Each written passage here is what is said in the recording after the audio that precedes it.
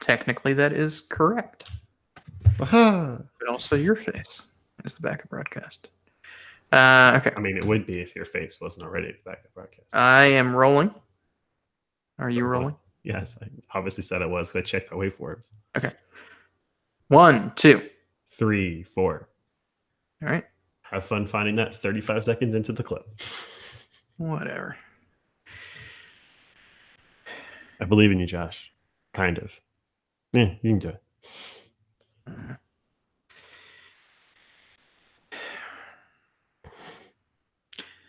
Hello and welcome to Life in the Kraken podcast, Oscars edition. Nope. What? Still, you do the Life in the Kraken podcast. What did I say? You didn't say the. Oh. Hello and welcome to the Life in the Kraken podcast, Oscars edition. I'm your host, as usual, for these Oscar podcasts, Josh Kaiusewitz, the managing editor of the We Have Always Lived in the Kraken blog. With me today is my editor-in-chief, David Robertson, and our Oscars expert. David, how you doing?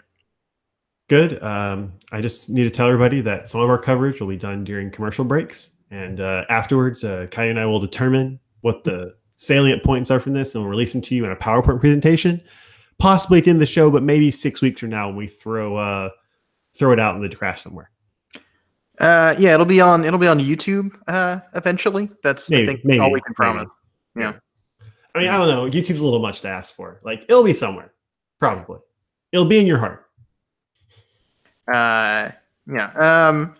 David is referring to some of the changes that the Oscars have implemented that are not everyone's cup of tea, but we'll get to that in a little bit.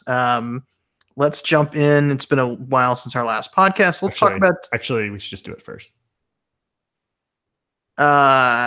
Listen, I'm the host here. No, we should do it first. Why? Because it makes more sense. We get into it, then we go straight into the rest of them.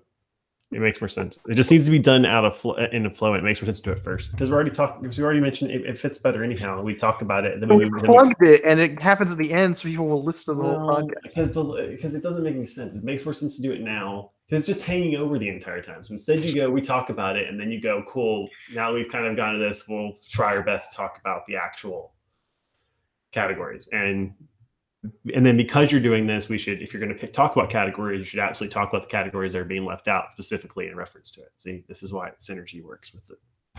Listen, I don't care if you respect me, but you should respect yourself and not change your mind so quickly. Yeah, well, I decided I was wrong. You like yourself, Dave. No, I decided I was wrong, and it takes a strong person to admit that. And I'm telling you that the correct decision is now what I'm saying. Is what I'm saying now.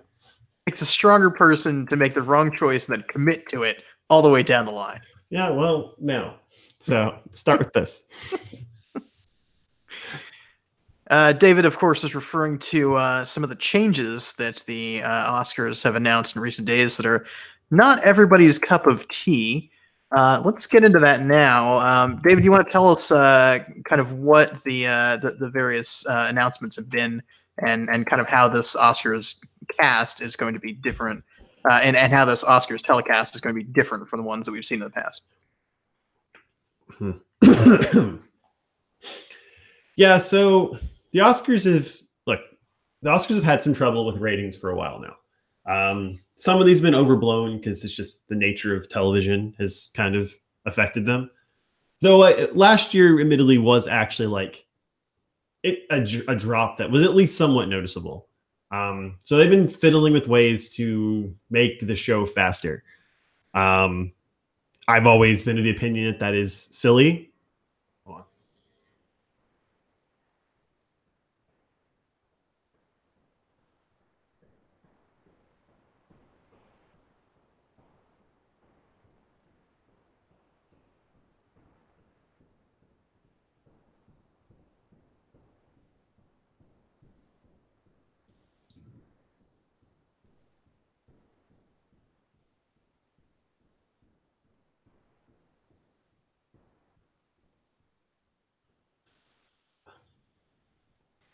I've always been of the opinion that that's a silly way of thinking about things because the Oscars happen once a year and they should be as long as they need to be. to properly honor people. Like the Oscars aren't for random schmo number 7 in Idaho. They're not even really for people like you and me. They're for the people who have worked all year, and this is the time to celebrate them, and that's what it should be about first.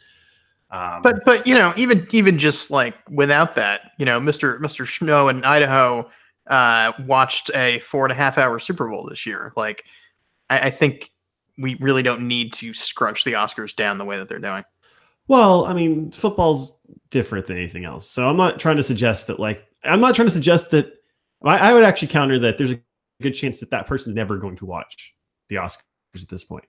It's been too poisoned. The people who don't want to watch aren't going to watch it. This idea that we're going to draw people back is just like silly.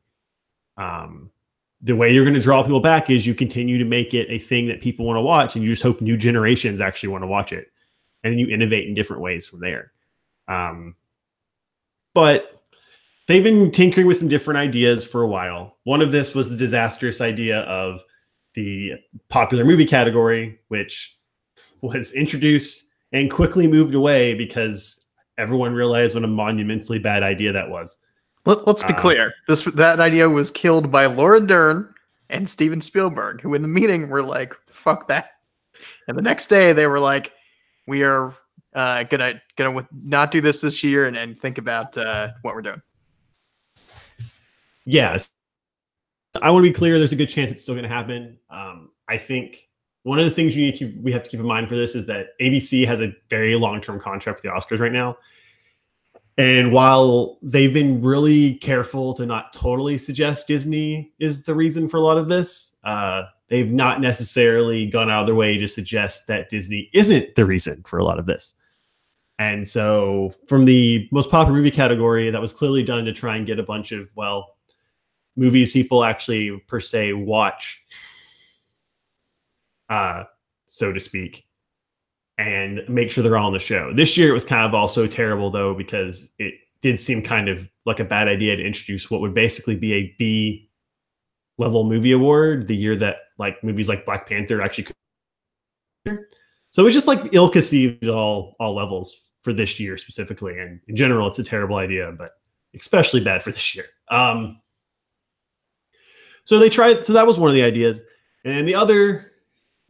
Well, I guess I'll do two parts of this. Then there's one of the things they're doing now is there's not going to be a host for the Oscars.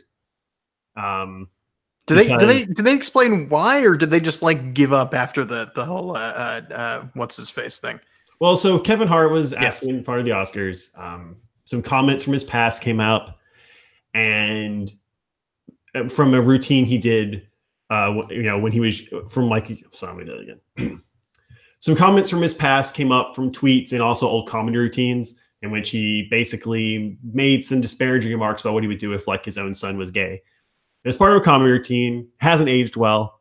And also he just called a bunch of people slurs on Twitter. Like it's not just the jokes. Sure. But like the thing that started, that was like the inciting incident, and the rest just kind of snowballed. Yeah. And even then, he probably could have recovered from this, but he then refused to apologize. In his defense, he has apologized about it before. This is the smallest defense I'll give him, but he then kind of got really stubborn about it, and it just snowballed until like he had to be out. So did somebody in the Academy say like, it's Kevin Hart or nothing, damn it? And then like they were stuck. So from what I understand, they looked a little bit for some people, but no one really wanted to do it because it's a terrible gig. It's, you have to. I would have done it. They didn't call me. Well, no one famous wanted to do it. And ultimately, they just decided that they might go with this idea of, well, the first part of it was they were just going to get a bunch of try to get as many famous people as they could. I know that seems silly, it's the Oscars, but I mean like heavy hitter and make like the entire broadcast just be chock full of. Like at one point there was talk that they would have like the entire Avengers cast basically would just do the whole show. And for a while it wasn't until just recently that the winners of the acting categories from last year were finally invited to actually give awards because they were trying to see if they could get better people to do it basically. Like they were like, if Tom Hanks can give out all these awards, we should do it. So ultimately they just kind of decided they couldn't find a host, and now they seem to think they'll save time by not having a host there, which is probably true. There won't be a monologue. So they're really just gonna walk out the instant it starts and be like, "Welcome to the Oscars. Best production design goes to." Hold on.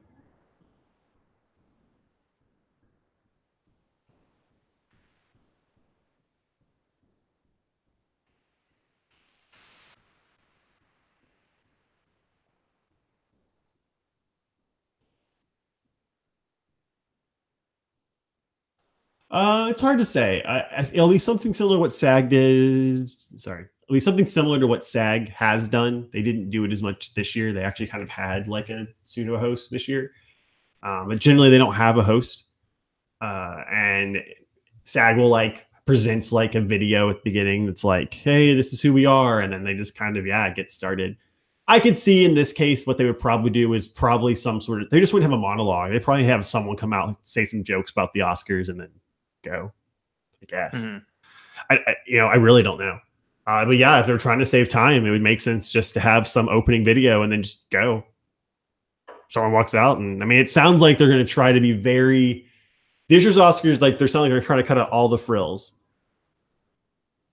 Your bargain basement Oscars. We pass the savings on to you, the viewer. Yep, just wait. They're just in a line. They're just gonna, each plane is just gonna.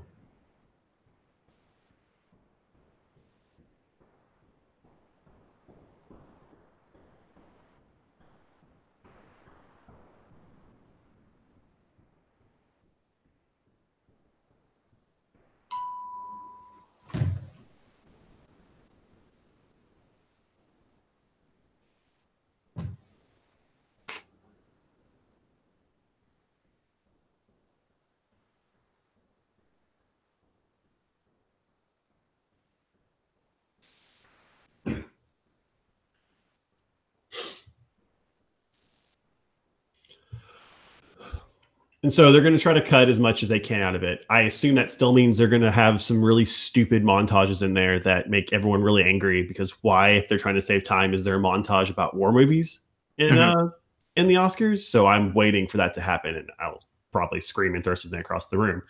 When they have to things like, they're going to still have all the best songs play, which has caused its own controversy since people have been, well, hold on, let me just, I'm going to do that after this part. So they're going to try to keep it pretty,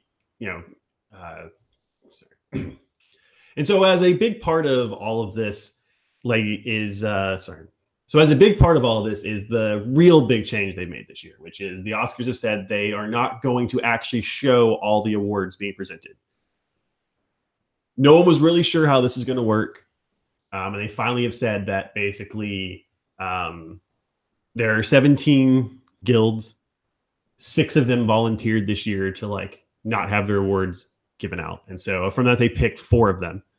And going forward, they said that 4 to 6 awards basically won't be announced on air. They'll be announced between commercials, and then the producer will decide on his own or her own what is the cool, important part from speeches, and we'll only get to see those parts at some point during the show. And they'll be available online, but they'll be really quick speeches, and they'll have to be done during commercial breaks. I'm still not entirely sure how that's going to work, but sure. Of course, no one knew what ones were going to be picked, and for this year, in a kind of shocking move, the categories that aren't going to be shown on television are cinematography, editing, makeup, and live action short. Mm-hmm. And what is happening? The dogs outside my place are going crazy. There's no way to control that or deal with it. Or okay, we just have to keep going. And so, it's hard to say anything was expected, but you knew a short was going to be left out. That was kind of obvious. You figured probably something from the costume, makeup, production design was going to be left out. But you didn't really figure that cinematography and editing, which are kind of 2 of the pillars of importance in filmmaking and cinema, are going to be left out. And it hasn't really gone over well. There was an open letter written to the Academy that was basically endorsed by heavy hitters like Christopher Nolan, Inarritu, uh, Tarantino, Spike Lee, who's Tarantino, nominated Spike this Lee, year. Seth Rogen, who got actually quoted in the letter.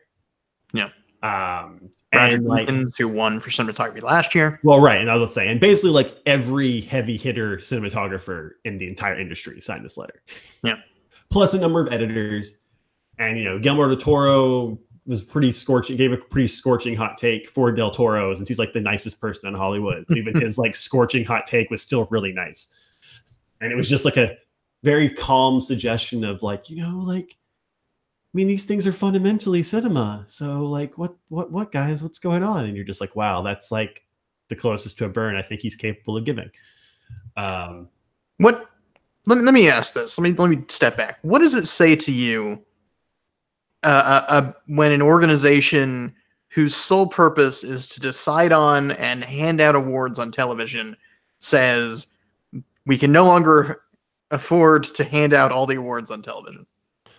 It doesn't look good, and it kind of the one thing the Oscars had going for it was no matter how much the results were a joke, the shows never felt like a joke. And to me, this is an example of something that makes it feel like a joke. I mean, similarly, that's why the popular movie category was a problem. It made it feel less. This is not the type of things the Oscar does. Sorry, this is not the type of thing the Oscars do. Sorry, say that again. Yeah, this is not the kind of thing the Oscars do. They're better than this. They're not the Globes. They're not the Critics' Choice Award demons. Like, they have authority to them, and to this shows you that they don't. If they do this, they're not respecting their own craft. And they can argue all they want this is for survival purposes, but they need to reevaluate what the importance of these awards are and accept that the entertainment value should not take precedent, and especially shouldn't take precedent because like Disney wants them to do something. And it's, whether this is true or not, it doesn't look good that the 4 categories that didn't get picked don't have films from Disney in them. Yeah, it's I mean, they can claim it's for survival, but to me, this is like the point of, this is the point of the movie after your plane has crashed in the mountains that you run out of people to cannibalize and are now cannibalizing yourself. Like, you're at this point, rather than continue to eat yourself, you should step back and say, there's a wider problem here, and maybe we should solve it some other way, because this isn't helping. Yeah, and quite frankly, if I have to choose between this and the popular movie category, I'll take the popular movie category. Not that, as we pointed out last podcast, not that you really needed that, since Black Panther and Bohemian Rhapsody are 2 of the highest grossing movies this year, and they are nominated for Best Picture. So, I mean, in general, this has actually been a pretty solid. And Green Book made quite a bit of money. Star is Born made quite a bit of money. Yeah. Black Klansman made a solid amount of money. Like, popular films did fine this year. Like, this is a pretty solid year for popular movies. But I mean, like, if they had to introduce that, well, I think that's a joke. There is a way to do that that's not terrible. If they really needed to, and they made sure they didn't inadvertently use that to like make sure sci-fi and fantasy films are never allowed in Best Picture again.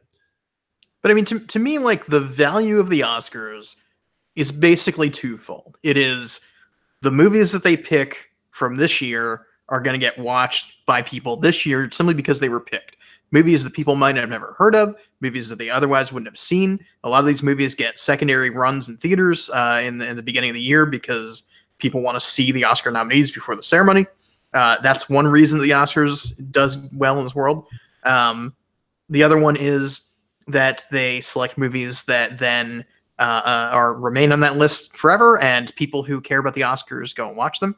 And then the third thing is that they help inspire the people who make these movies, because everybody who is remotely associated with filmmaking has that dream of going up on the Oscars and giving their speech, and having that recognition for what they do, and then having maybe the career boost that comes with that, which is the other important thing that they do. So, but all those things to me rest on the Oscars have to be respected. People have to they have to have some consistency and tradition to them, so that the list in 1958 is as important as the list in 2019, as is as important as the list in 2035. And so to me, like when you change that, and when you change that, especially in the direction of some awards are no longer going to be as important as others. Uh, there's some talk that they're not even going to for these awards that are during the commercials. You might see the speech of the winner, but you might not even see the nominees, which is four films that are just not going to have that one moment where they're read in front of people watching. So to me, like to change those things in that direction is to really just betray the core mission of the Oscars. The few things that balance out the bullshit that does also come with these awards every year. Hold on.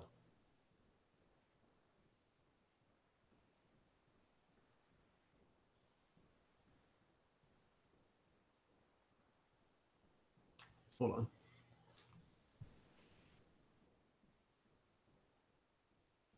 All right. Give me a second. Mm-hmm.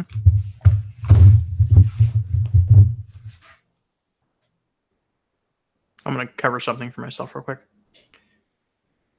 There are a handful of things the Oscars do that are actually worthwhile.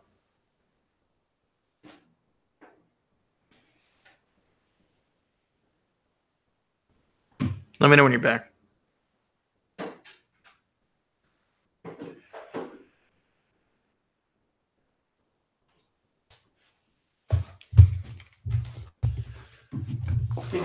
Sorry, my fridge was being relatively quiet and then just decided to not be. Okay, that's fine. No, I mean, I would agree with you. Yeah, I mean, as a small like add-on to what you said is, yeah, the real importance of the Oscar is, sorry, I keep doing Oscar. The real importance of the Oscars are that when you look back at things years from now, you can go, here's a snapshot of this year. And it may not be the most perfect snapshot, but it's a good starting point. Mm-hmm. And, you want, I mean, that's why it matters what gets nominated, because you want to have as good a snapshot of things as possible. But, if you looked at that, like the Oscars from this year, you would know things like, oh, like Roma did really well. But that's interesting. That's when a foreign film did that well. Oh, look, Black Panther did really well. And you see, Spider-Verse actually came up and stopped, hopefully stopped the Pixar and, / Disney empire. Hopefully. Foreign films in general did really well this year. Like you see all those things. Mm-hmm. Hold on a second.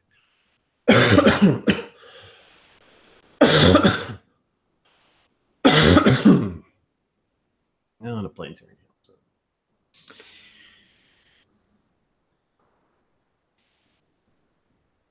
How long do you want to go with this one? We'll just see how it goes. Maybe with this segment or with the with this episode, so I have some idea of when to move along. We'll just see where it goes. Okay. We added extra stuff to it, so we can go a little bit longer than it normally would.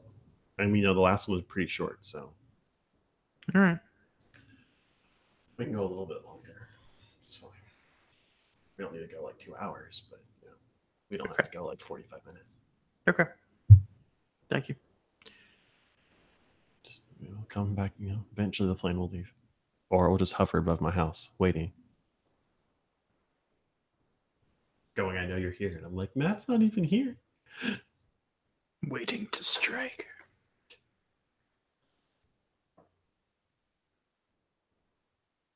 The plane, follow the plane. Yep.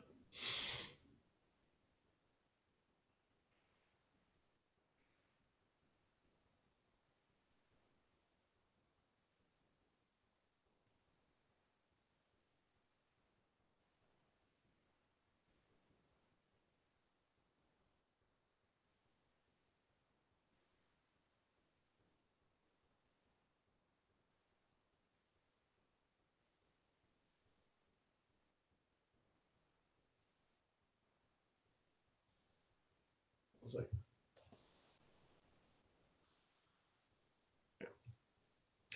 and so, yeah, anything that makes the Oscars look less, like you said, is not good. And this is what it's doing. Now, I will say that there is a slight chance they might reverse course on this. That letter is not good for them. And there's a real chance if they do not reverse course, there's a real chance they do not reverse course. They're going to basically have to deal with a bunch of people calling them out on this on stage, Well, which do is you a think that disaster for them. right? Do you think that this is something that that you know certain people in Hollywood could reverse this action if they just said, "Screw it, we're not coming to the Oscars." Like the powerful actors and filmmakers uh, who maybe have not signed that list yet. Hold on. Is it just like sitting there waiting?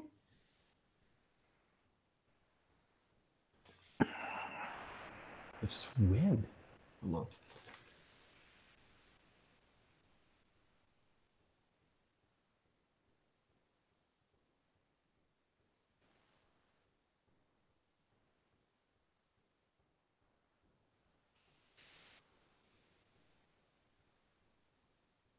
Hold on a second.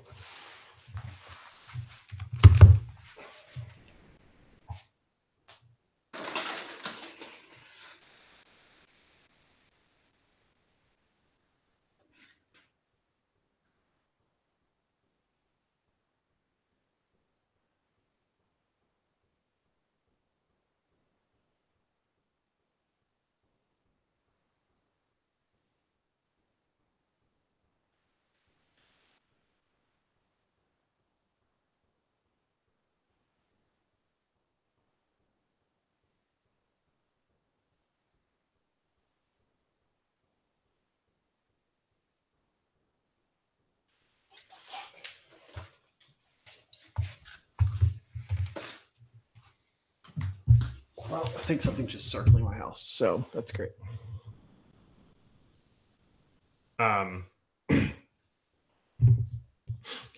It's possible. I would imagine the actors would have to step up here because, as much as we want to talk about the filmmakers, there's a limit to how much Steven Spielberg matters to common people. Yeah. If Steven Spielberg and Spike Lee and Quentin Tarantino, Spike Lee might be enough because he's an actual nominee. Especially because presumably if Spike Lee didn't go, whoever won would absolutely, well, whoever won, presumably the person who won would acknowledge that. I say that though, even though there's a good chance Alfonso Cuarón's going to win, and Cuarón's like the nicest person ever, so he probably actually wouldn't do that. But who knows? Others certainly would. Del Toro probably wouldn't have last year as well. He would have done a really nice version of it. Inarritu would have started cursing everyone out. And it would have been amazing. It'd be like the one time I would have been like, I really wish you'd win. If like the actors though, like all the big actors are just like, yeah. Unless they don't have the star power to choose the show, they could. I mean, you would presume if their choices, like the Avengers are like, yeah, we'll show up if you do this, and your choice is Avengers or no Avengers, probably. I assume if they pulled that, Disney wouldn't be able to make them change their minds. It's unclear. It's unclear who has the power in that particular group. Yeah, I don't know. I think it would depend on the person. Like if it's Robert Downey Jr., then he'll do whatever he wants. If it's Chris Evans, he'll also do whatever he wants because neither one of them are beholden to Disney really anymore. So. And Downey was never beholden, so whatever. I think there is a real chance though that they have to know that they will get called out throughout the show, and they could just decide it's worth it because as far as they're concerned, if the show's like 3 hours long, they've won and they will win the battle long term, even if they have to like have an embarrassing episode going forward. I mean, the cinematography thing is clearly also done because the current president of the Academy is part of the Cinematographers Guild. So it feels like he basically got them to volunteer themselves. I mean, it's possible they did, but considering every major cinematographer signed that petition, like pretty much all the heavy hitters, it cannot be a decision that was made like with really that much approval from the guild at large. I certainly know based on cinematographer evidence, it certainly didn't look that way, like from just social media. Yeah. So I mean, it's sad. I kind of hope they'll reverse course. I'm not expecting it. And we'll just have to see how they do it. And we'll probably end really poorly for them, but they may just not care. Because here's the thing: if just for whatever reason, and that reason's gonna be Black Panther, there's bigger ratings this year, they're gonna pretend it's because of these changes. Yeah. That's the worst part.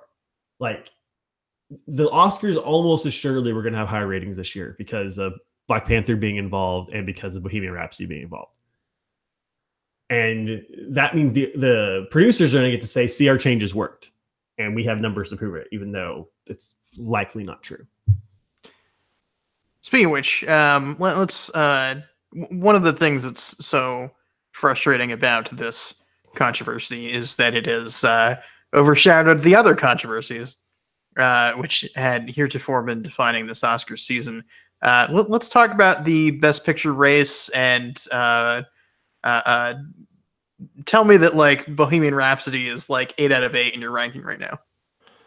I mean, it's not 8 out of 8. It's somewhere in the middle. I think I currently have it around 5. Too close, too high. I mean, I agree, but it's just it has at least a chance. Look, the only film I would be legitimately stunned if it won would be Vice. It has no real momentum. It does have actually like nominations in places that you would expect the Best Picture winner to have. Strangely, it's like one of the 3 films that, for example, got nominations in writing, directing, acting, and editing, along with The Favorite and BlacKkKlansman. But like, it is not. It just doesn't have anything over. So if it won, I would be like, wow, I don't know what just happened, because that, like, I can't picture, like, I can picture every other film winning. I could picture and be like, well, okay, for better or worse.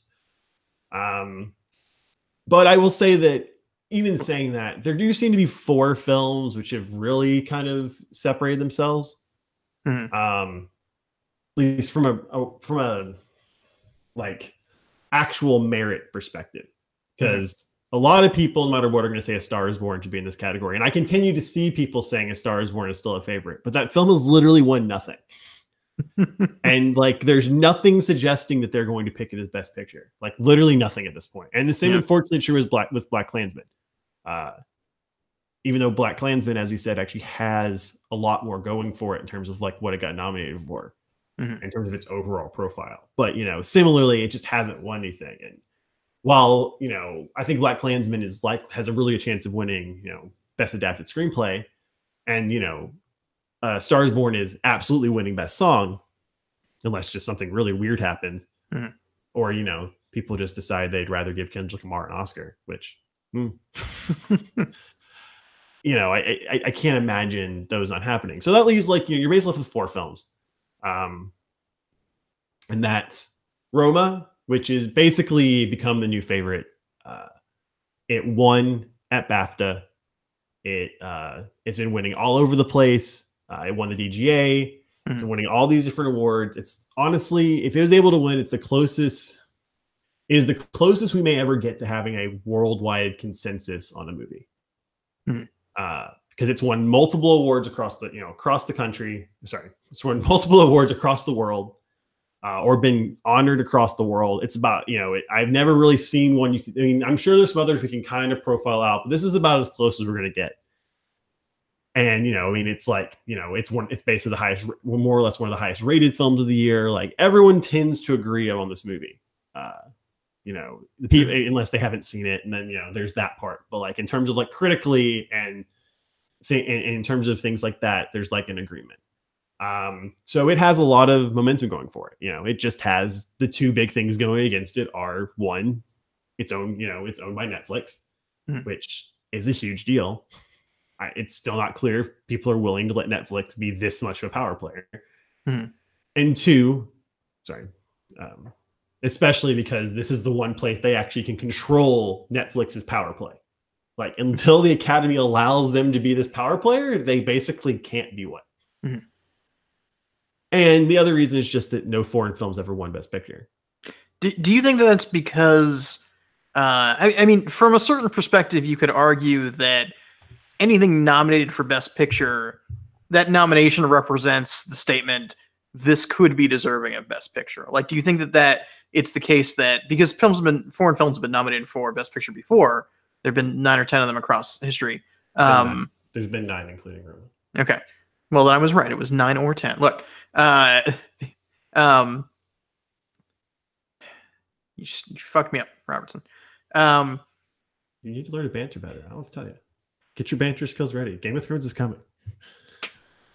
Look, Game of Thrones, winter's coming.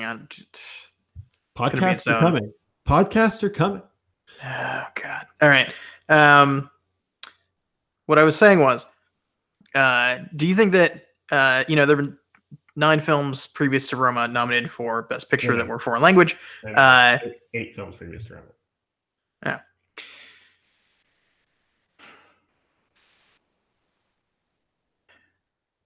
I'm trying to take a step back.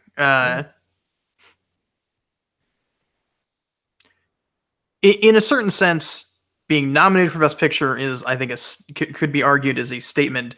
This film could win Best Picture, even though obviously only one each year does. And there have been 8 films nominated across history that were foreign films for Best Picture prior to Roma. Do you think it's a case that there's an actual kind of sense in the Academy that a foreign film can be nominated but shouldn't win? Or do you think it's kind of a coincidence that they just nominated these films because, yes, they're worthy of being Best Picture, but they never happen to be the Best Picture that year? Oh, it's absolute. I mean, as in all cases, it's a little of both. But there's definitely a sense of foreign film already has its own category. Mm-hmm. It's the same thing with the animated category. There's a lot of people who have a real issue with giving them more. It never made sense to me. I've said this tons of times. Like, why would that matter? Best Picture means Best Picture. Why are we excluding things? It shouldn't be Best Picture except for, the foreign films, the animated films. That's not how this works. Have they ever nominated a documentary for Best Picture? I stumped the David. Considering I have to. Well, you know what? Fuck you. I'm sorry. Learn to banter. Oh, motherfucker. That's not a learn to banter moment. There's no bantering when I thought about bantering, but decided I should just look this up. Because I was like, I wonder if it'll work for me not to know this. And I'm like, no. That's a mistake. Okay. Oh, that's why. I was right. Suck it.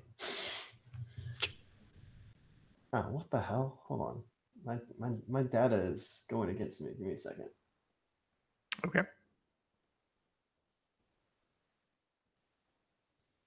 Well, see, now it's saying 9. This one's saying 9 foreign language films have been nominated. So it'd be 10 with Roma. Did you fuck me on this, Robertson? No, the data said 8. This other place is saying 9. Okay, give me a second. Double check this.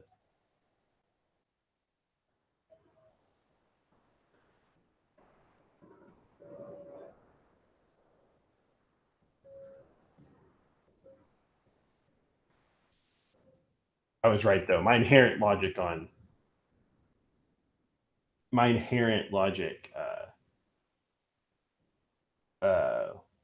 was that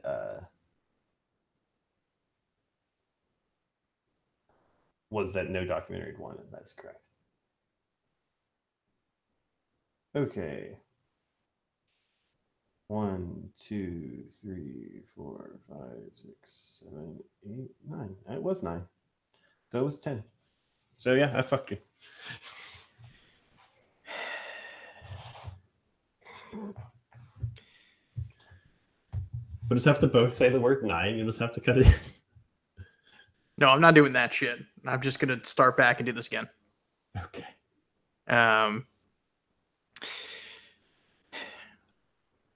So it could be argued that when a film is nominated for Best Picture, that's kind of a statement saying this film could be the Best Picture, even though only one film each year actually wins. And there have been 9 foreign language films nominated for Best Picture previous to Roma. So do you think that it's a case of there's kind of a sense in the Academy that foreign films can be nominated but don't deserve to win? Or do you think it's just a coincidence and each of those 9 times there just happened to be a film that people liked more in the race? I would say, as in all cases with things like this, it's a little of both. Um, I'm, like the last film to be nominated was Amour, and that was not the best film of that year. Hmm. So like it makes sense. At the same time, it's only happened 9 times, and you and I could literally just start naming foreign films that should have been nominated for Oscars that weren't. Yeah. So clearly there's something there because it's not like Seven Samurai was nominated for an Oscar Hmm. for Best Picture, or it's not like Rules of the Game or um, Breathless, or go on and on and on. Hmm. Even something like Old Boy, were nominated for Best Picture. So there's clearly some level of bias against it. Just like in the animated category, there's a lot of people who think they have, foreign film has its own category, animated films have their own category. They don't get another Oscar. By having their own category, they get an Oscar. And I will say to somewhat be fair to those people, their thinking is an Oscar is a big deal, and we've basically given you a category in which only you can win this Oscar. Hmm. And so you get one. That's what matters. The problem is that effectively, Best Picture is supposed to mean the Best Picture, and you have effectively said these films are lesser by not allowing them to be in there more often. Have there been a documentary ever nominated for Best Picture? There is not, because there's been a couple animated. Yes, there's been 3 animated films. The most recent one was Up, and then Toy Story 3. And really, though, if we're going to be honest, both of those kind of get asterisks because that was when those are the 2 years they moved to 10. Yeah. I'm not saying neither one of them would have gotten a nomination if they didn't have that rule. If, let's say, they had the current rules, if they had the 5 rule, they definitely wouldn't have gotten nominated. Mm-hmm. If they had the current rules, it's possible. I think both those films probably had enough of a groundswell support to get nominated. So really the only ones who nominated is Beauty and the Beast. If we're like really going to get into this. But in the foreign side, I mean, the problem is like they've been nominated, but like I'll use Amour as an example. There was no one who thought Amour could win Best Picture. Mm-hmm. Not really. It was never really thought about. Letters from Iwo Jima also like didn't really count. I'm going to be honest. I know why someone said 8. This makes sense to me. Okay, now I can fix this. I mean, and then before that was Letters from Iwo Jima, which, is technically a foreign language film, but it was made by Clint Eastwood, and it's more of just it was in a foreign language. I don't really know if I treat that quite the same as films that were designed by foreign auteurs. Mm-hmm. But it didn't really have now Crouching Tiger. Sorry. So it didn't really have a chance of like winning either, though I think it was a little more in it than Amour was, simply just because it was back when there was only 5 nominees. So it was one of the 5 nominees. It's a big deal. Mm-hmm. Now we have had ones. Crouching Tiger, Hidden Dragon was a real threat to win Best Picture. It was in it till the very end. It came up short, but that was like a real, and it won the most Oscars for a foreign film at 4, which I think Roma has a very good chance of beating this year. What beat Crouching Tiger? Traffic. Or no, sorry, was that Traffic or is it? No, that was Gladiator. Sorry, Soderbergh. I know what I did. Soderbergh beat Ang Lee for director for Traffic. Sorry, Gladiator. That was your Gladiator one. That was a weird year in general. Ang Lee also looked like he was going to win, and then Soderbergh kind of snuck up on him with Traffic and won. That's why Ang Lee and Rob Marshall are like generally. There's a lot of stuff of like who has of like directors who were like hard luck losers, but like they make the most sense for those two have like the most things going for them, only to lose at the Oscars. Yeah, considering the other ones are people like Ben Affleck and Ron Howard and Steven Spielberg, who weren't even nominated the years they got weirdly snubbed. But that's a digression we'll go off back from. Sorry, let me try it again. But that's a digression that we won't go too much more into. But yeah, I think that's just that they're, they've been willing to nominate them, but they've always been hesitant. I think at some level, there's some people who probably do think this should be an American award, which if they wanted to say that, I wouldn't necessarily have a problem with it. It just needs to be labeled that way. Mm. I mean, all other countries have national awards, and they specifically have, like, they acknowledge what most of them do is say, like, this is the best film from our country. Some I do it mean, like Britain do, which is like they have both, which I think, if that's also an idea, if they really felt the need to do it, they could add that category. But it's just, they don't, it's just, there's a lot of people who think that way. I don't agree with that assumption.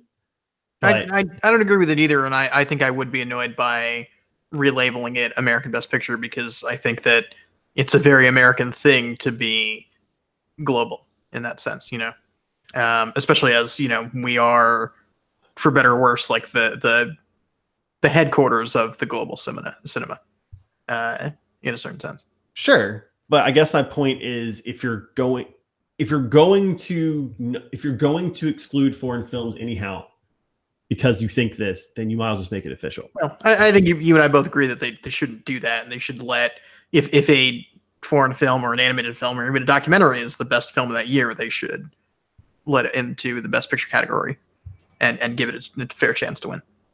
Hold on.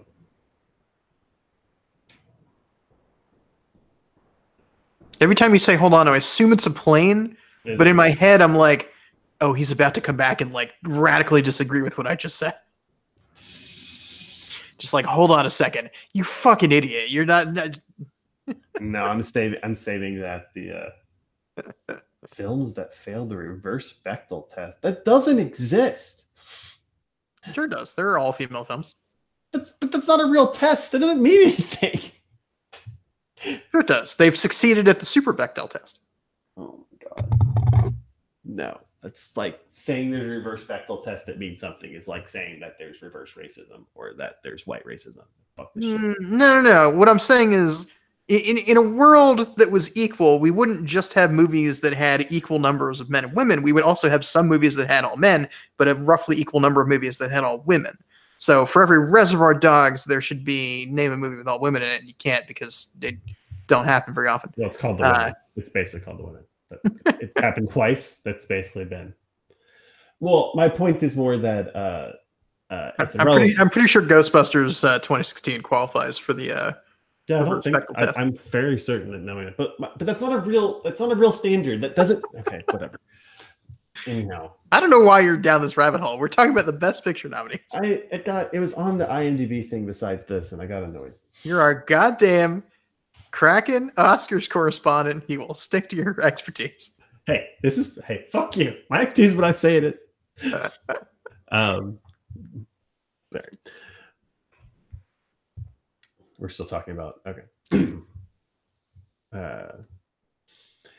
No, I mean, I agree. I think that's why the best chance of one breaking through has always been foreign film, because at least at some core, those films are the type of movies that the Academy at large, for lack of a better term, respects. Mm-hmm. That's animated's biggest hurdle. Yep. In addition, it's like there's just a group is always going to say, no, these are for children. This can be the best film of the year.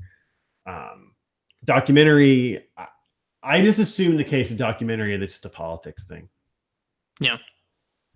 I mean, I have no real way to say it. It is a little surprising that, you would, hold on. Let me radically argue against myself here. Wait a minute. Fuck you, David. David, you argue with yourself? That's right. We've gone full punditry.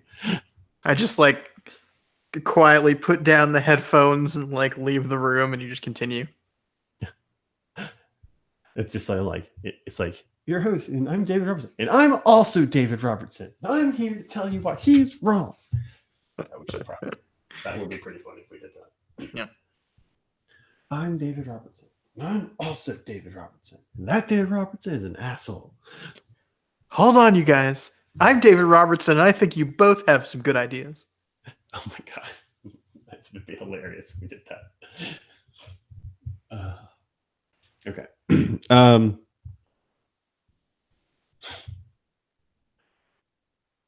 And so that's always going to be the biggest thing holding the animated film category back, is in addition to dealing with the whole it has its own category, it's going to be that taking it, getting it, take it seriously, it's going to be a problem. And in the case of documentary, I guess it's more like a politics thing. I'm not really sure. I mean, I think it's just also hard for at large people to have seen the documentaries until recently. And so I think that's probably also hurt. I do wonder if that will start to change going forward. Um, you know, I think there's a good chance that if, the OJ movie hadn't broken all the rules and thus they changed them specifically to ensure it can never exist again, that it maybe have had a really good chance. 13 maybe would have had a decent chance, but it's just hard. You have to be, you have to have a certain group of people who think you're the best film of the year to get on the list. Yeah. That's a difficult thing to achieve. And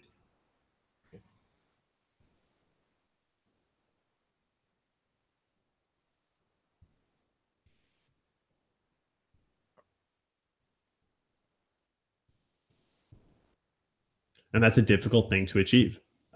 And it's kind of what's hurt some of the foreign films. Like Amor got on, but there just wasn't enough people. Yeah. So, yeah, but I think, there's a lot of reasons why it hasn't happened before. And, but it does seem like there's a real chance that could be broken. Just to kind of quickly, since we kind of got stuck in the Roma rabbit hole, Green Book, unfortunately, still has a pretty solid chance of winning because there just isn't a lot of agreement this year on what the best film is. And, when you hear people talk about movies, when that happens, they're all just like, but you know what film I really liked? Green Book. Made me feel things. Made me feel good about being good. racist. And so, that's why it won the PGA. Like, there was no agreement, and they went with their, they so-called went with their heart and voted for the film that made them feel the least racist. I don't know.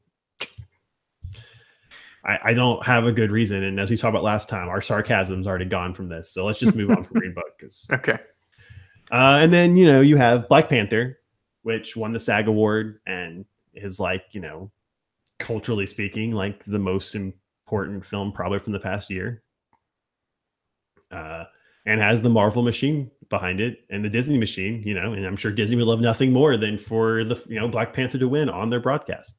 Well, my problem with the idea of Black Panther having a good chance of winning is that I feel like its only path to victory is like there's no agreement over what's the best film, and it's consistently like second or third on people's lists. Because I think on the merits, and I'm not talking about the film, you do a lot of kind of analysis of the history of like nomination profiles, and I think it's not just a numeric thing. I think it sends a signal when in the nomination profile Black Panther, it says it's not the best directing of the year, it's not the best writing of the year, it's not the best editing of the year, it's not, any of the best acting of the year. Like, I think that really speaks to, how could you really say this is the best picture of the year when it doesn't really have any of those things? Cinematography, like it basically just has, things like song and production design and stuff like that.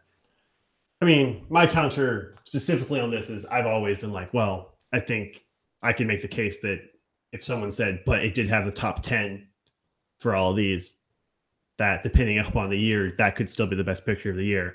But it's a fair point of, that's the big reason why it's going to be hard for it to win. Yeah.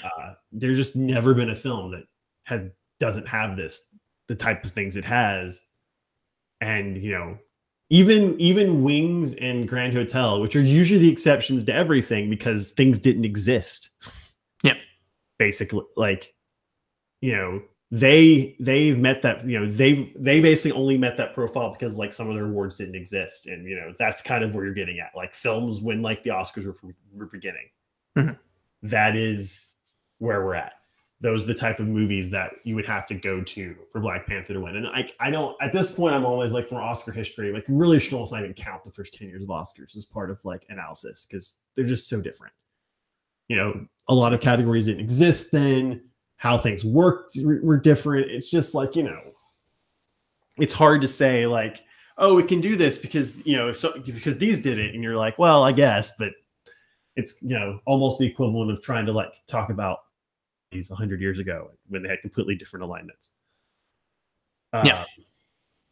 But You brought up a good point, though. I mean, yes, Black Panther's path to victory is the Moonlight path, which is we'll never know definitively because Biden refuses to release the ballots, which is stupid. Because I guess they don't want like people to feel bad when everyone yells at them for being dumb. Sorry, they want people to feel bad when everyone yells at them for making mistakes.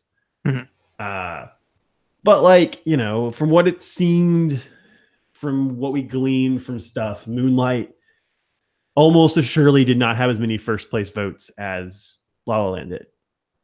But what it did have was it was pretty much 2 on everyone's list. Yep. And La La Land was 1, but then the list it wasn't 1 on. Like sometimes it was like at the bottom. It was just all over the place. Yep. That was an extreme example because La La Land also still profiled pretty strong. And let's just be clear, the like issues. That's still the dogs. Yeah. Yes. Just ignore the dogs. No. For a second, it sounded like one of them was like in pain, and then I realized it was They should be. La La Land is not quite the same as like some of these other past controversy ones because there's a real difference between like a film where a white dude is a little bit too passionate about jazz and Green Book, which is just fundamentally a backwards movie about race relations. Yep. I'm not like excusing the issues with La La Land here, but like let's not try to act like those are the same. Or even last year, like 3 Billboards issues with like its erasure of the minority perspective from its movie. And it's weird, an inadvertent redemption of a racist that they tried to pretend is not, or whatever it is. It doesn't look great. Look, let's not let Green Book have the victory of lowering the bar. Right. Let's just not make these comparisons. Right. Let's not do this. And then the final one is the favorite, which is kind of lingering. A lot of what it's doing well with is it had the most nominations from this year, just like Roma did with 10. It really kind of needed the BAFTA win, and the fact that Roma kind of beat it at BAFTA to me says a lot. But the favorite did really well at BAFTA, so it's still kind of it kept itself afloat, and the Academy has shown itself to have this weird inferiority complex with Britain. So I think it has a real chance at this point. This is a group of people who elevated the King's Speech. Well, and as a person who likes the King's Speech, I don't know if that's the best example, but sure. Let's just say they consistently do this. I would say they did this the Darkest Hour as well, but Darkest Hour is randomly not nearly as bad as it probably should have been because Joe Wright's a magician. Let me ask you this then. So I think we've kind of split up the race into the ones that probably aren't going to win, the 4 to kind of keep an eye on, but even 2 of those are kind of if the Academy gets a little weird with the voting. In terms of the favorite in Roma, what I want to ask about, because they both have 10 nominations, how would you handicap the odds of either one of them sweeping versus kind of split decision where like one of them gets Best Picture, but they both get kind of like 5 awards? There's a good chance. I mean, Roma is almost assuredly winning Best Director. There's almost no way. I think there's a strong chance Roma could end up winning Best Director. I mean, they can't. One of the things that's going to make it hard is they're in the same category for screenplay. Yeah, I was just going to say. Like I could see a version in which they decide they want to give Cuarón 3 Oscars in one night, or 4 Oscars in one night, including one he'll get apparently off stage and never get to talk about again for cinematography. And quite frankly, if he'd been nominated for editing, like he probably should have been, he could have actually gotten 5 in one night. But so it's a little bit hard to say. I don't know if I could see them both doing 5 and 5. I could definitely see one where like the favorite wins like. Hold on.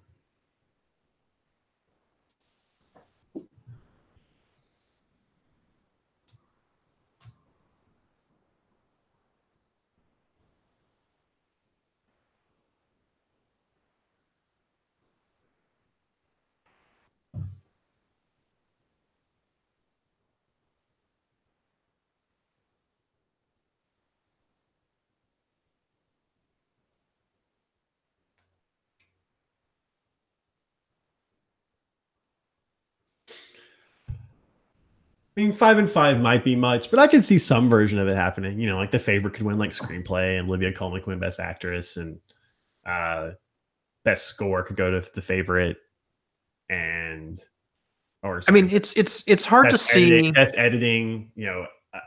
Best costume could go there or Black Panther. Roma. Yeah. Meanwhile, Roma could win Best Cinematography, could win Best Picture, win Best Director. Win a couple of those awards from there, win Best Sound. I find it hard to believe that Roma will win sound or production design. I also find it hard to believe that The Favorite is going to win any of these acting awards and stuff for. So I think that both of them are kind of coming in, with some difficulties. I mean, there's a real chance Olivia Colman can win Best Actress. It's going to be her or Glenn Close. I mean, we're skipping ahead, I guess, and sorry. Well, we're jumping around now. Well, give me a second. We're skipping ahead a bit, I guess, but sure. If we're going to Best Actress, Olivia Colman did just win BAFTA, and sure, Britain's taking care of their own, but she has kind of been at the forefront. Most of the time, she hasn't been in the couple of times they've been competing against each other, Glenn Close has generally won, but not that much. And usually they've been in separate categories. At the Satellite Awards, they're in a separate category. At the Golden Globes, they're in separate categories. So really, the two big ones they've competed in each other are SAG, are basically SAG and BAFTA, and the Critics' Choice Awards. And so and Close did beat her in two of those cases. And I still think if I was going to pick, I'd pick Glenn Close because I think everyone's just kind of decided this is finally the time to give her an Oscar. But there's a real chance Olivia Colman could win, more so than certainly a lot of the ones you're talking about with Roma. I mean, in Roma's case, I imagine it's only winning Best Sound if it's going to have a huge Oscar night. Like that's it's winning like 7 Oscars. It's not because it's not going to win any of the acting categories. Both of those nominations were already especially supporting one, were already kind of surprises. The main actress one wasn't a surprise per se. It was just that people weren't sure if they'd be willing to actually do that when everyone kind of thought they should. Do you think that's because it's a foreign film, or do you think that it's because of that performance specifically? Like, why do you think that both the actress and supporting nominations were kind of unexpected? Well, the supporting one was unexpected. It just wasn't talked about really. It just didn't come up, and there was just in her case, she was competing against a Claire Foy performance in First Man that looked like it was going to could do well. Also a Emily Blunt performance in A Quiet Place, and it just seemed like there was enough bigger roles around her that she probably wasn't going to get it, and she just wasn't really talked about. In the case of the Best Actress, Aparicio, Yalitza, she basically was in this. I mean, she was kind of like the sixth. She was basically always like the 6th or 7th. Hold on.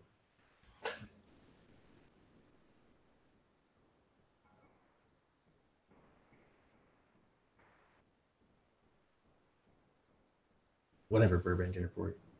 Usefulness. I was going to do this at Matt and Saran's house. Just skip it. Just be in Burbank.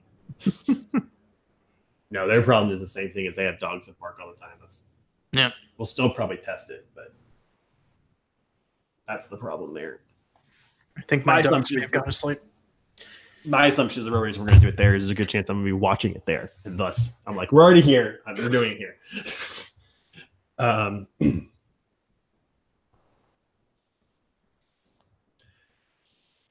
But she was basically the 6th or 7th in most categories. She basically had only gotten in all the other major categories, she hadn't really gotten nominated. She got nominated for the Globes because they're split category. She got nominated for the Critics' Choice Awards because they had 7 nominees.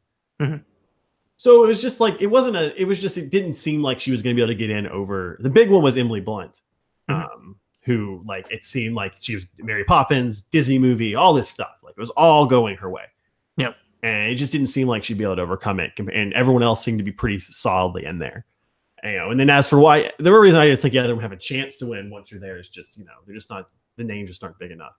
And usually with these foreign film roles, a lot of times these nominations happen, but it just really, they didn't very rarely at all give the actual award. to. It's kind of like I almost joke, when um, Isabelle Huppert was nominated for L. L.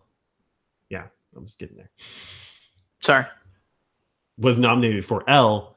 That was a big deal because it seemed like she had a real chance of winning. But I kind of jokingly said the entire time, like, this seems like the generic, oh, everyone realized there are other people in the world than Americans and we should nominate them, but it doesn't actually win. I mean, Javier Bardem got in for Beautiful for similar purposes. Roberto Benigni is about one of the only people who's been able to pull this off. And I don't know, I'm not going to say after his speeches that no one ever wanted to do it again, but it probably didn't help. Mm-hmm.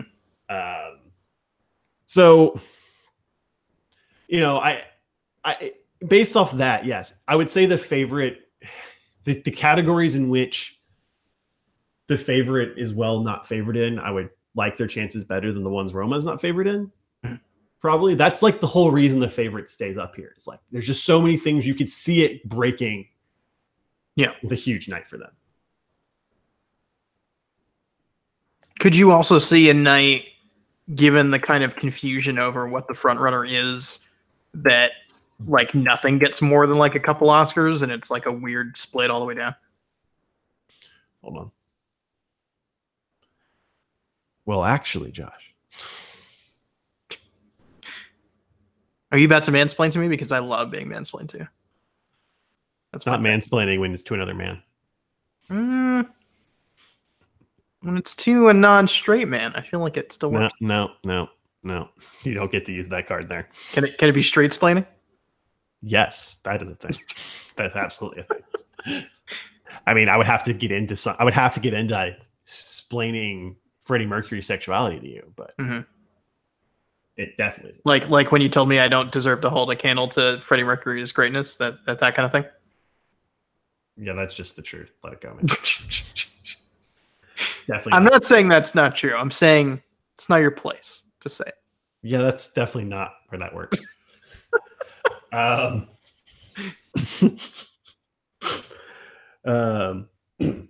It's possible. It's never really happened before, but yeah, I mean, there was some talks. Could this be the year that all the Best Picture nominees only won one award?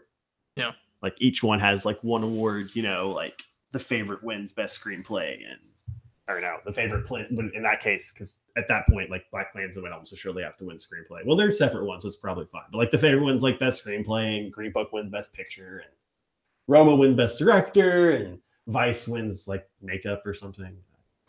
Do you think Klansman, as the only Best Picture nominee in adapted screenplay, like has it kind of in the bag there? Or no, I guess Star is Born is in there too. But Black Klansman is like a way better script than Star is Born. So I think it's between it and If Beale Street Could Talk. Yeah. And Jenkins is very well respected. He's won in this category before, as is Spike Lee. Or not in this category per se, but he's won the screenplay. I know he hasn't. He's got nominated, right? I don't know. You're the expert. Yeah, but you just looked this up recently. Sometimes I need your memory. I did not look this up recently. No, we looked up about Spike Lee and what he had done before. I did not look up Spike Lee's list of screenplay results. What?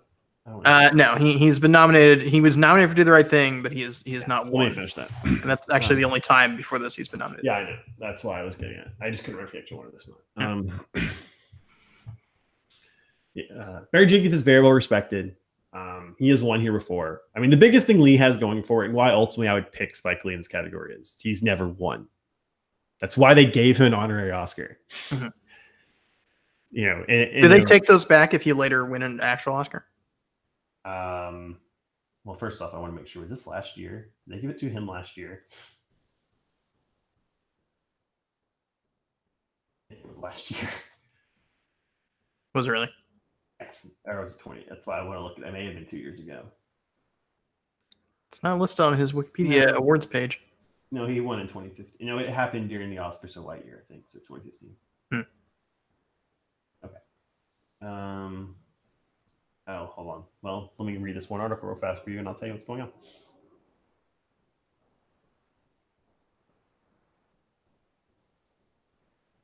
Yes, he won it in 2015. Yeah. So, you're gonna love for being a champion of independent film and an inspiration to young filmmakers. Hold on. The fuck are these notes?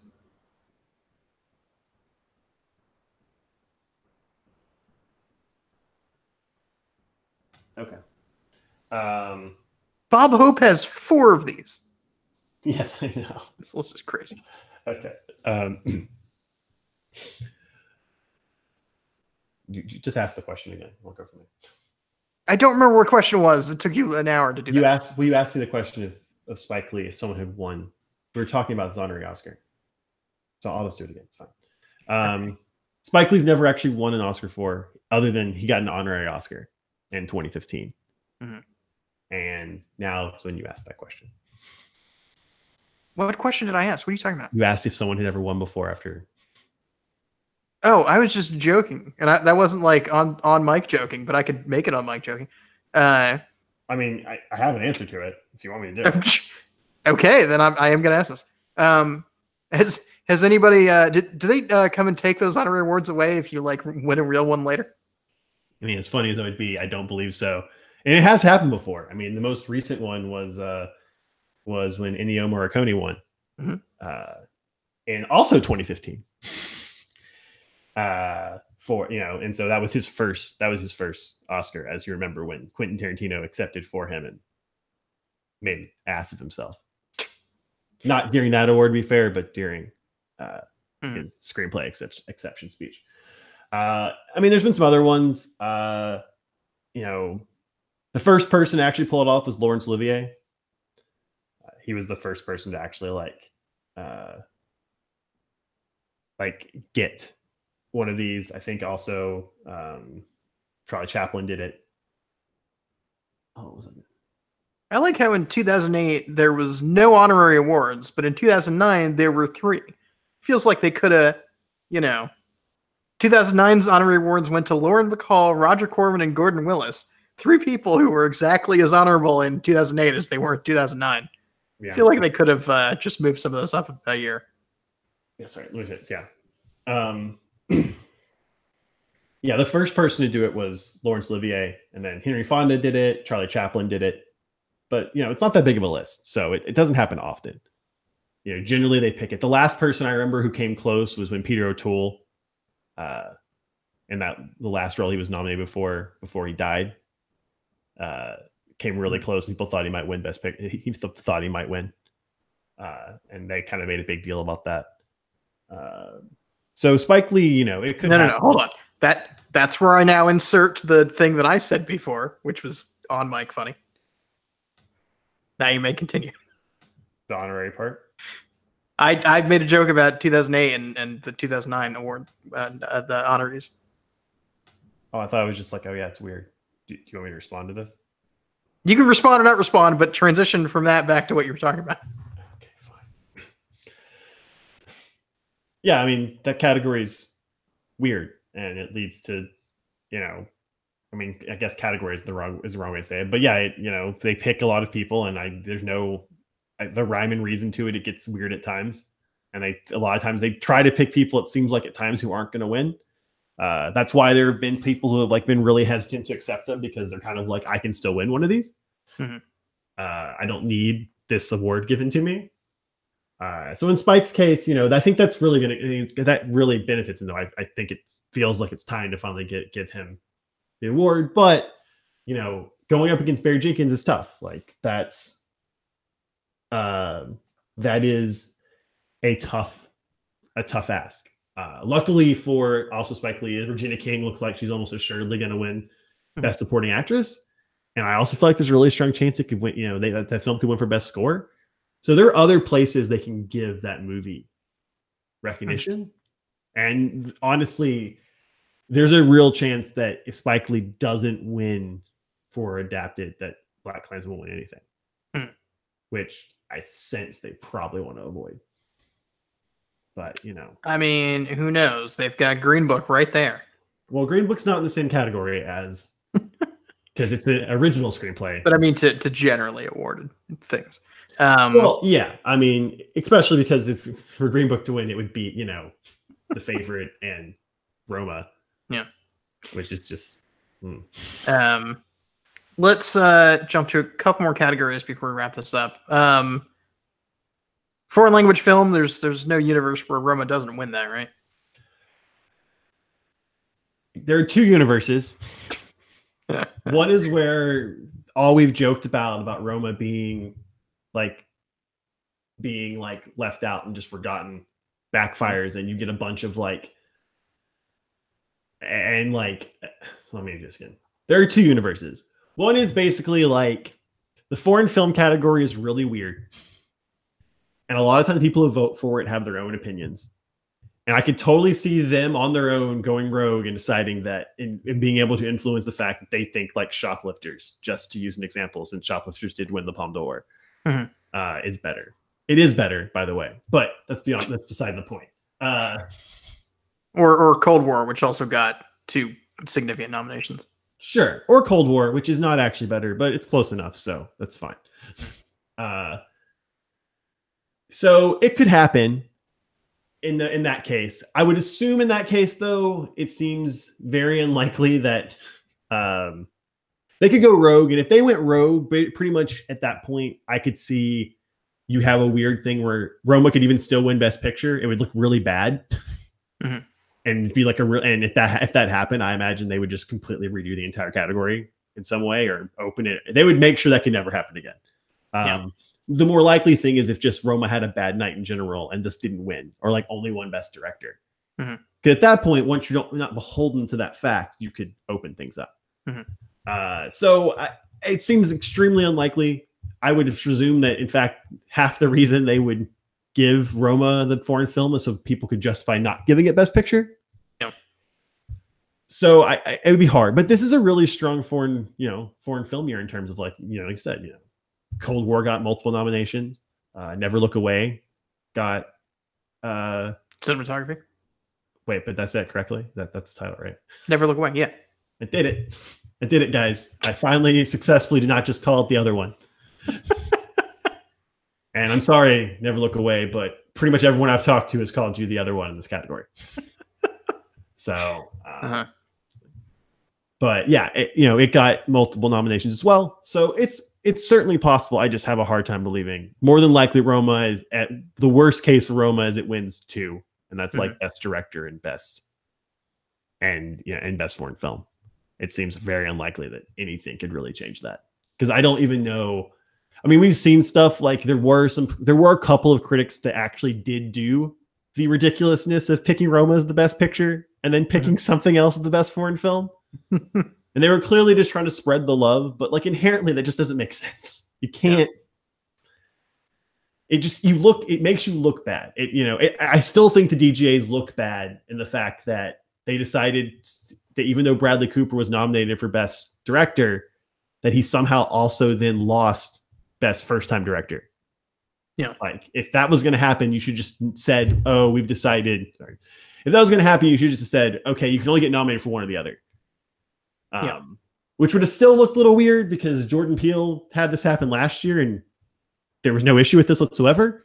But I would still be fine if they just said, "Oh, we're seeing a potential pattern to this going forward, and we really don't want to have to deal with this awkwardness. So if you're picked for one, you're not picked for the other." And that would have made it better for everybody. But instead, for whatever reason, they just decided they hate Bradley Cooper, or maybe they regretted nominating him in the first place. I don't know. All I know is there's no logical reason to go if the DGAs thought Bradley Cooper was one of the best 5 directing performances that somehow he would then lose to people in a category that weren't in the best 5 directing performances. He was just too good, or people forgot that he was a first time director. I don't know. I don't know. It was very weird. So I just can't imagine there's one. So yeah, that's a pretty easy. There's a couple of ones this year that you can just check, and if you're wrong, at least you can take solace in the fact that no one else is getting it right. Let's wrap with there are 2 categories I wanted to ask you about in terms of kind of patterns of like what kind of thing is likely to win here. First, Best Documentary. This strikes me as an interesting year for this category because we have a really varied selection of the kinds of documentaries that are out there. We have RBG, which is like a profile of a person. We have Free Solo, which is basically a sports documentary. We have Mind in the Gap, which is kind of a homemade documentary of someone kind of filming himself and his friends, and then assembling that later into a full film. We have a Fathers and Sons, which is in a weird way kind of an undercover crime documentary, sort of. I don't know if that's the best way to characterize that, but it is distinct from the others. And then we have Cal County This Morning, This Evening, which is very experimental. Do you think that there's like a type of documentary that the Oscars tends to prefer out of that selection? Give me 1 second. Every time. Oh well, life is hard. Every time I'm like, I hope this is a good question, and then you get like 1 second, and I'm like, oh god, he's gonna yell at me for that question. I will destroy you. Okay.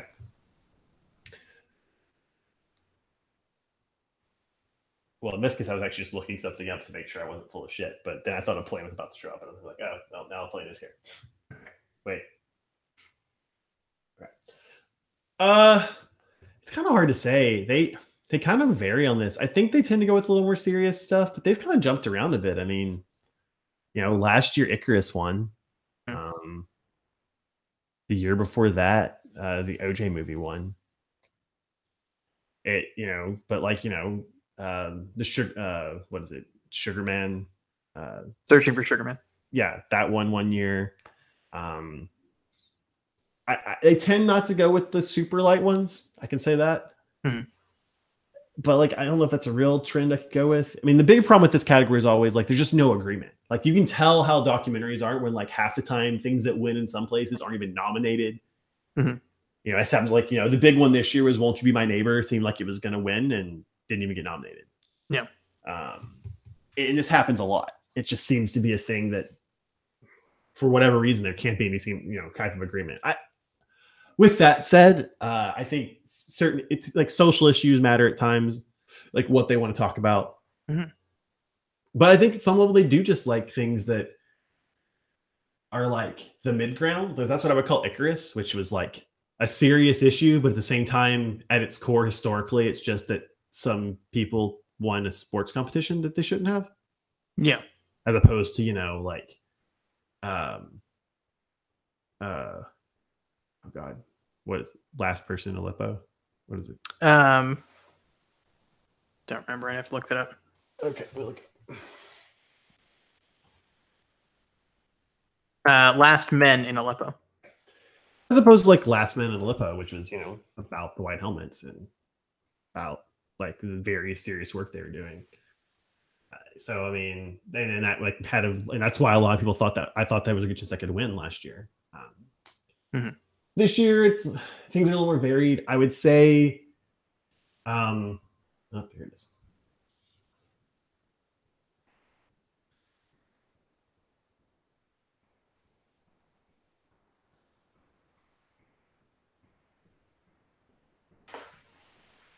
Is it Fathers and Sons? Yes. I'm not sure.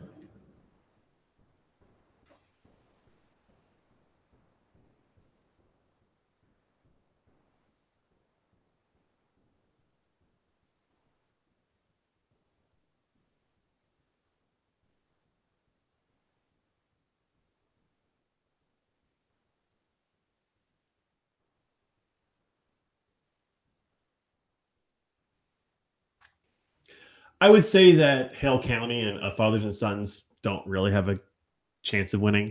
I just of the group, they're just not the buzzier of the ones.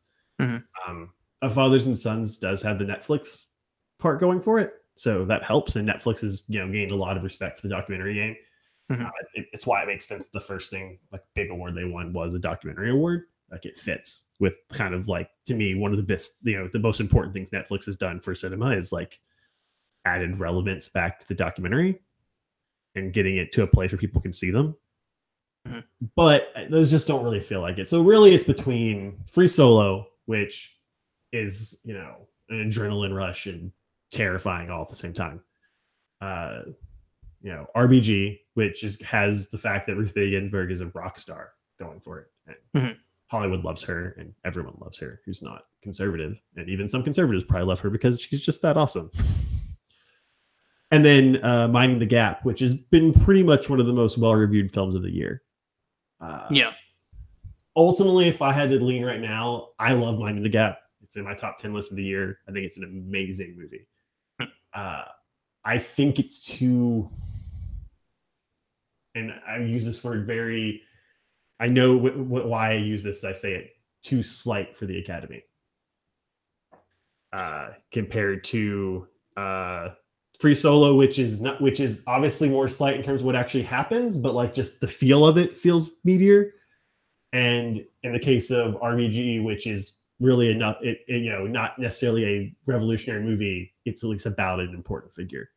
Mhm. And in the end, I just think that probably people are just not going to go with the story about these kids.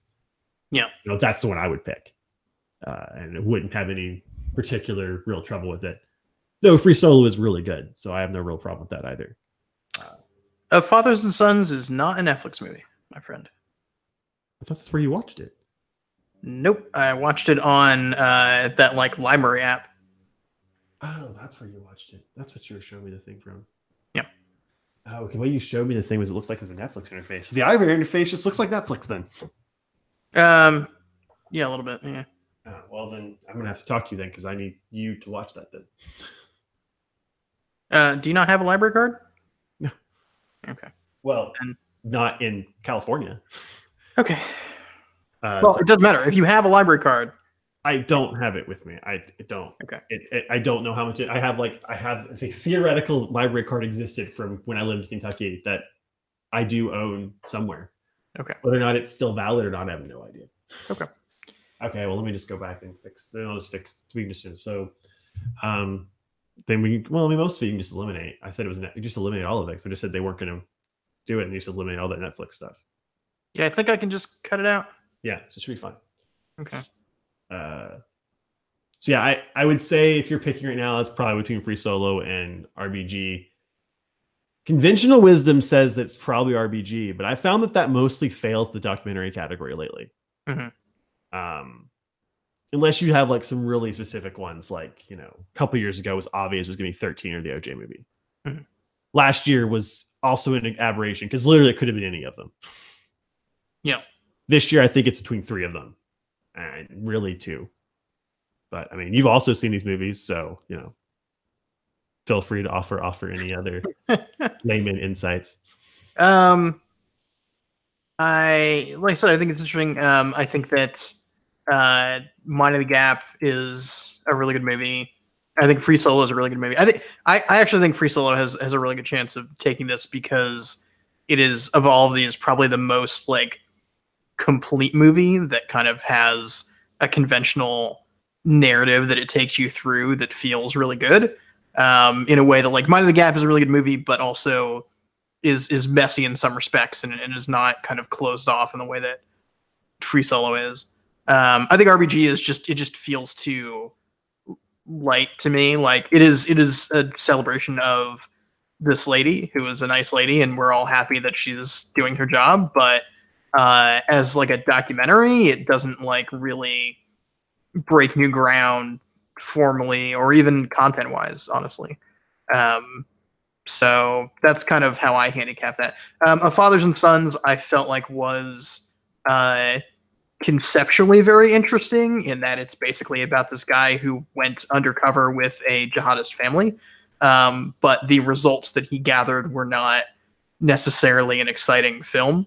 And Hale County, I felt like was sort of the same way, and it was like conceptually very interesting, but not like something where you walked away and was like, "Wow, that was amazing. I hope this wins." So that's kind of how I feel about them. But let me turn to the final category I want to talk to you about. Okay.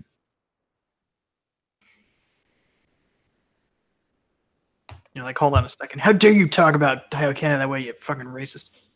You're like, you haven't even seen it yet, haven't I?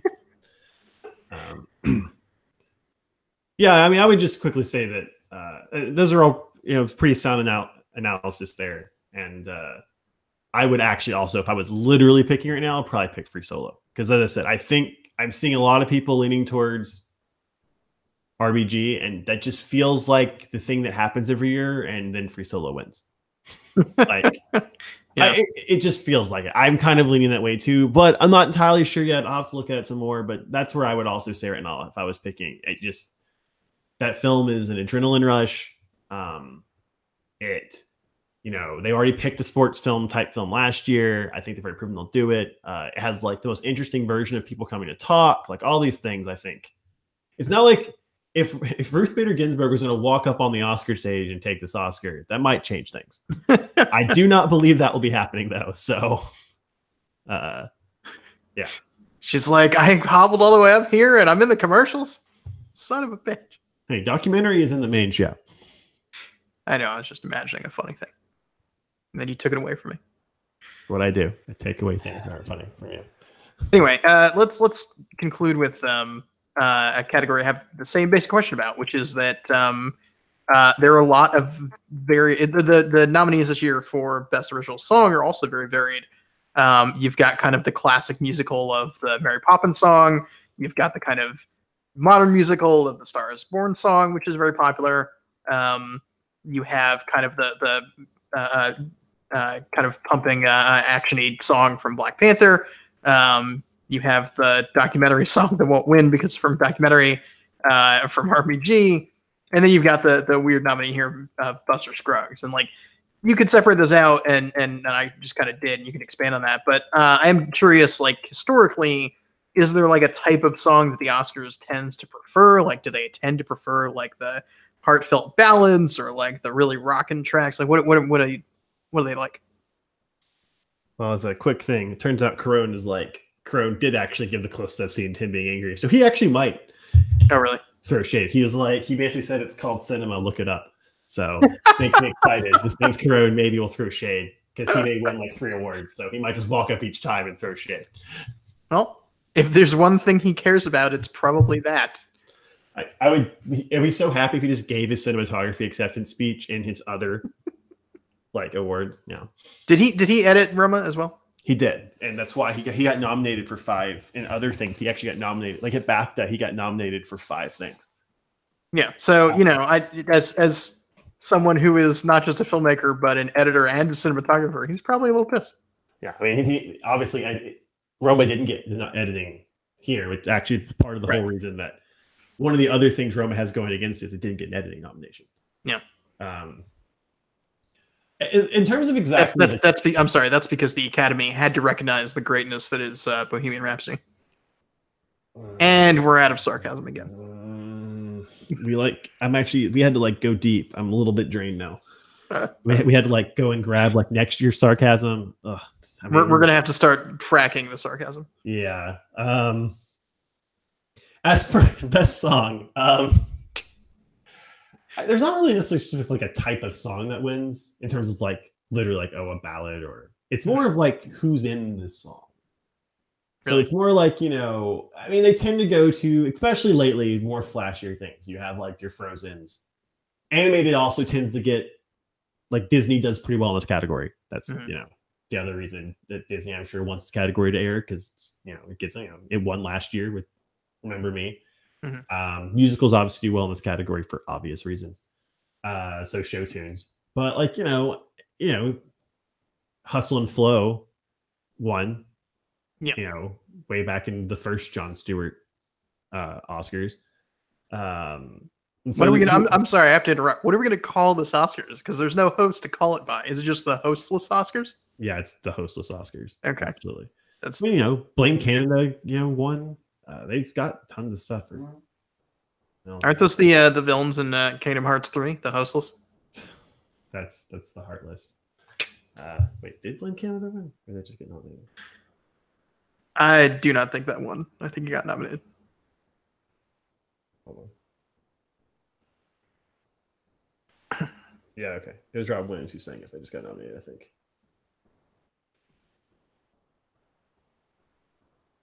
Sorry.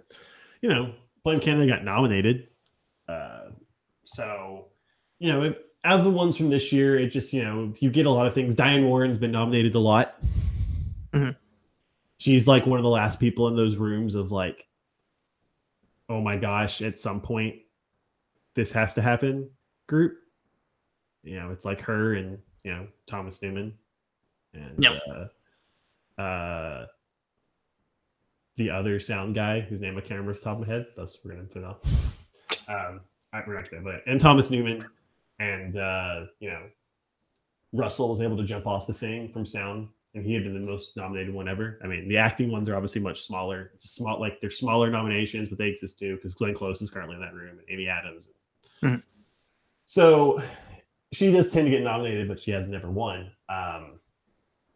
Well, in terms of like this year, I mean, honestly though, it's basically gonna it's gonna be Shallow. There's like almost no way. But like if there was a way, it's because there's a Black Panther song with Kendrick Lamar available as part of it too. So that does make a difference. And so it's one of those two songs. I have a hard time believing it in fact won't be Shallow because I feel like that's how they're going to actually award Lady Gaga and Bradley Cooper for this movie. Is they're going to like, since both of them would get those Oscars, they're going to give them, they can kind of cheat there, especially in Gaga's case. Is that head-to-head frontrunners here kind of symbolic of the whole racial political divide happening this year in the Oscars? I guess, though both those songs are really good, so don't put that evil in them. I'm not saying you're wrong. I'm just saying, like, Shallow is really good. If Shallow wins, it's because it's good. Yeah. I can't say anything. The RBG song I think has a slight chance just because Diane Warren wrote it. So at some point she has to win. This is ridiculous. Let me close with one more question. Is it going to be about the categories that got left off the broadcast that we then also proceeded not to talk about? No, I think the Academy has made it clear that those don't deserve discussion or acknowledgement. Maybe if we decide that there's something we're talking about there, we'll play it back later in a future podcast. We'll just edit it back in. But I think for now we'll just leave those by the wayside. Maybe we already did, and you'll just see what happens later. No, I just want to ask if Robin Williams was alive today, would Will Smith be playing the genie? Probably. Will Smith really wanted to play the genie. He got cast first.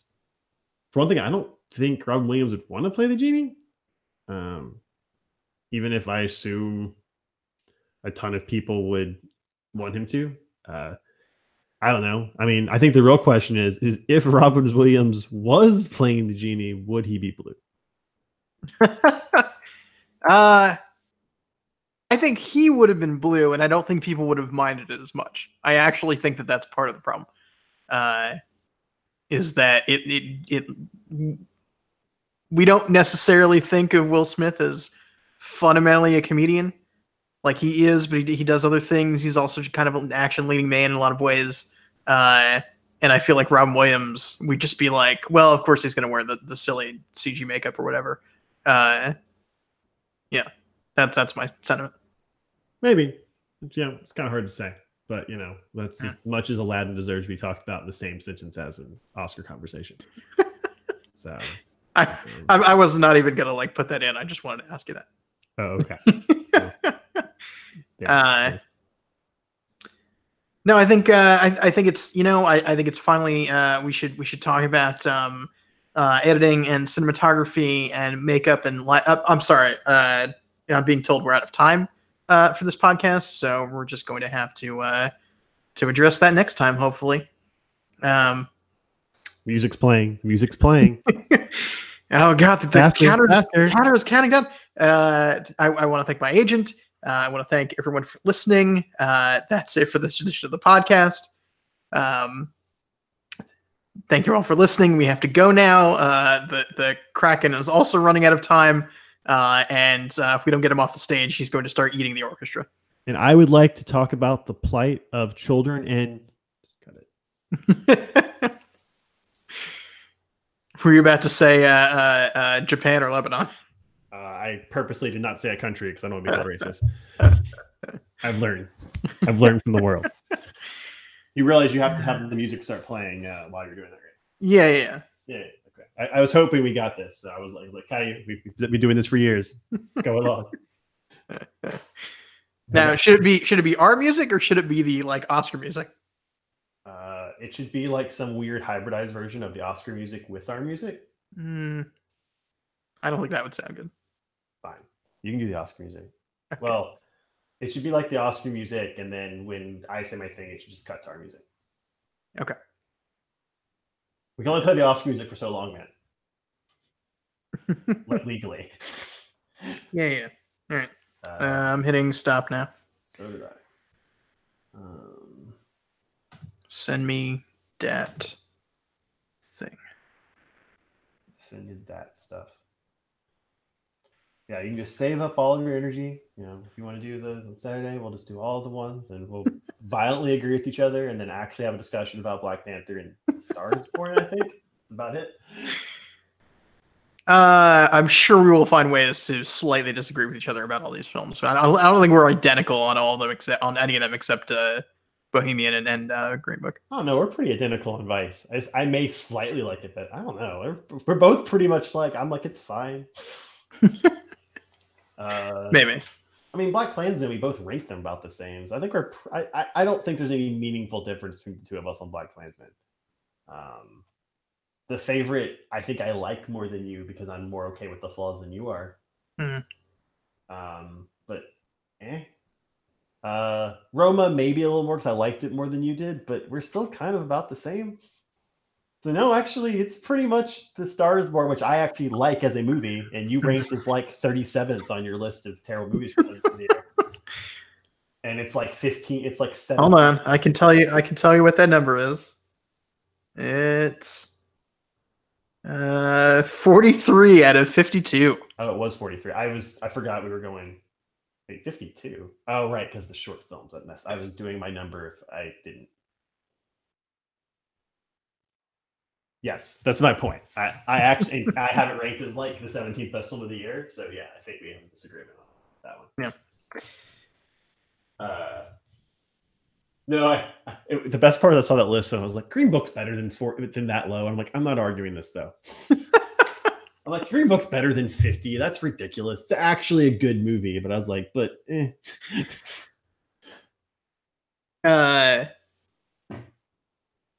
it's not. Like Green Book legitimately, I think every movie above Green Book is either a better movie or a movie I enjoyed more. Like, even if you take away like what it means, like, I mean, I think Green Book is actually a well-made movie. So, the editing. I don't think there's anything wrong with the editing. There's nothing wrong with the cinematography. There's nothing wrong with the direction. I think there's nothing wrong with the movie, but I think saying there's nothing wrong with it doesn't mean it's actually very good. Well, I think some of them are actually good. Like, I think the direction actually is good. I just don't think I think the direction is okay.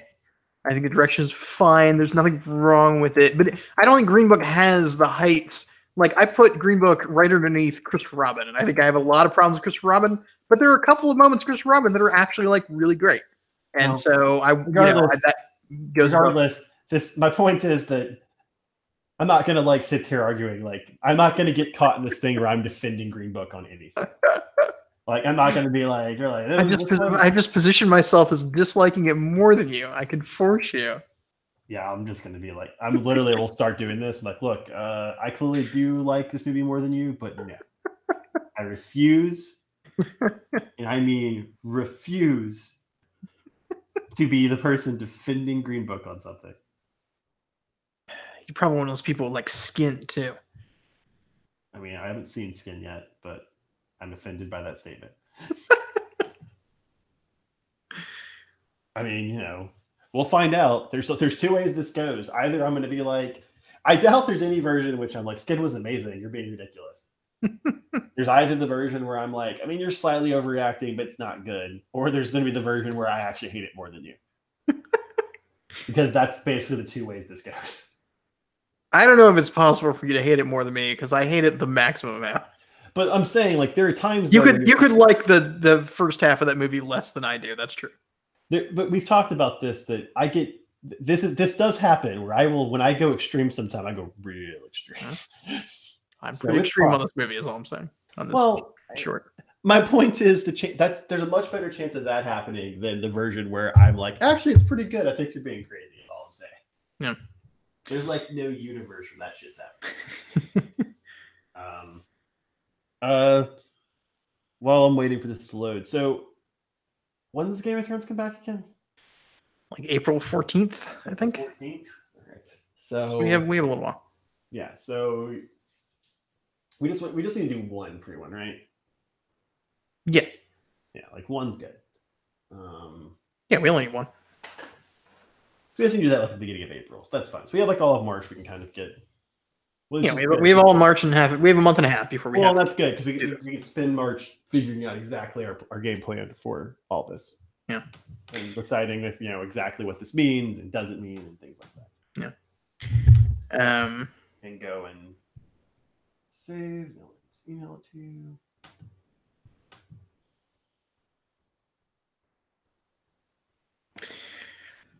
you. So, I went to therapy today. Oh, good for you. Yeah. Good for you doing a thing that I definitely need to do because I'm aware of the therapy and just refuse to do it because I have issues. So good for you. Yeah. We'll see how it goes. It was fine. It was like the first session, so it was kind of just like the broad overview of my situation and like what the actions and trying to get her to understand what my actual problem is. And I was like, my career's in the toilet, and she's like, there was a little bit of like, well, have you tried LinkedIn? And I'm like, no, you don't get it. That's not the problem. Well, I mean, there's a little bit where I'd be like, oh, you don't get it. Oh, I'm sorry. I forgot. People who are in other industries don't understand that LinkedIn means nothing in the film industry. Like, LinkedIn is a really useful thing in every other industry. Like, my mom told me about it, and I was like, oh, yeah, I guess that makes sense. In other industries, it does what it's supposed to, whereas in, like, the film industry, it's just, like, a joke. Well, she actually suggested the first thing she said was, have you tried this job club, which was the same one that the unemployment office sent me to? And I was like, yeah, I went there, and that didn't work. And I, like, had to explain why. I don't think you told me this. Yeah, so the unemployment, they made me come in, and like they lectured us about whatever their stupid job site, and then I had to sit one-on-one with somebody and like come up with like a couple of action items that I had to go do, and if I didn't do them, they would like fuck with my unemployment. Sorry, it's that one. Yeah, that was the one. Yes, so I went to that job club, and so I was like telling my therapist today, I was like, all those people there are like older than me, they're in other professions. Hold on a second. Okay. Oh god, where is it? What is happening? Just wait.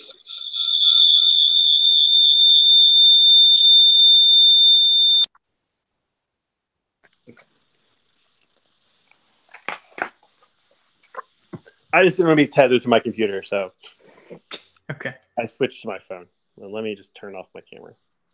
Maybe. There we go. I also don't want to disconnect off the Hangout in case that messes something up. So it's just all. I'm just doing what I do at work, and one of them's muted. Okay.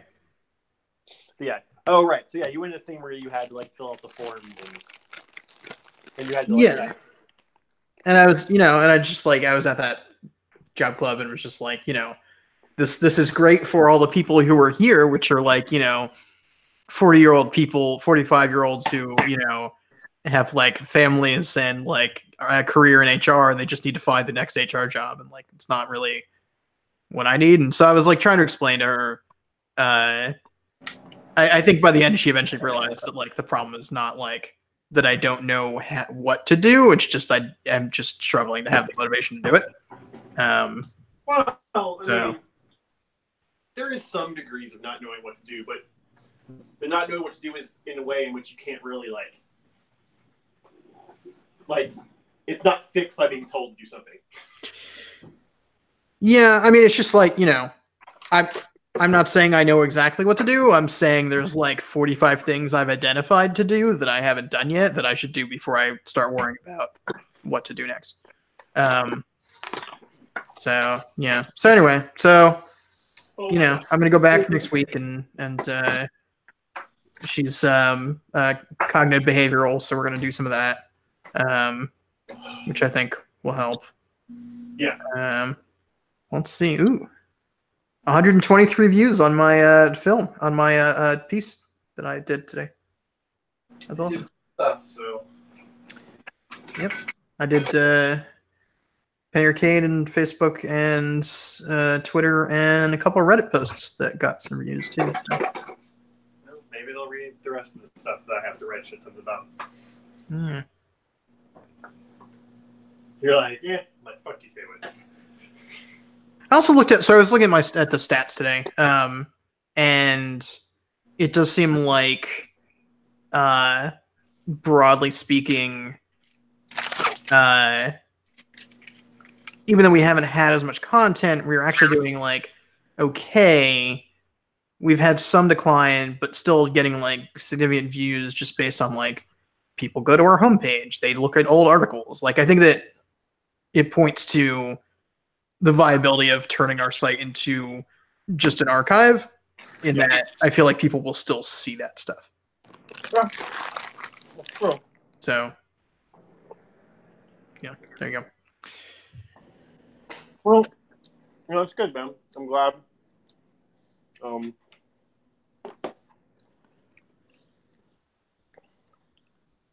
I say this hopefully not sounding as condescending as possible, but I'm proud of you for doing this. Well, thank you. I will not take that as condescending. I mean, it's not. So I'm just trying to be very clear. You son of a bitch! How dare you be proud of me? No, I mean it's hard to do.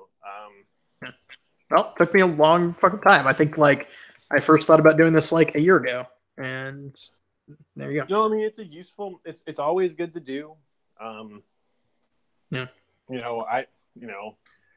It's something I probably should do. It's just in my case, half it's more of there's specific things I want to actually do that I know I can still do that makes me think I would just be treading water, which is why I haven't done it. But yeah, I'm glad you're doing. Yeah.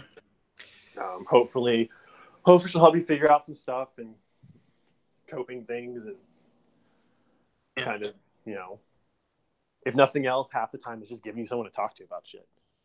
Yeah. And you can, maybe you have those terrible conversations you have in your head, but now it's with another person who, even if it doesn't mean much, can be like, dude, or because you say them out loud, you'll realize how, yeah, you'll finally have a person who's like not. So that's good. I think it will do a wonder of good. And now you're one step away from being, when it doesn't work for you immediately, you'll say therapy is a joke, and you'll join Scientology, and you'll talk about how medicine is.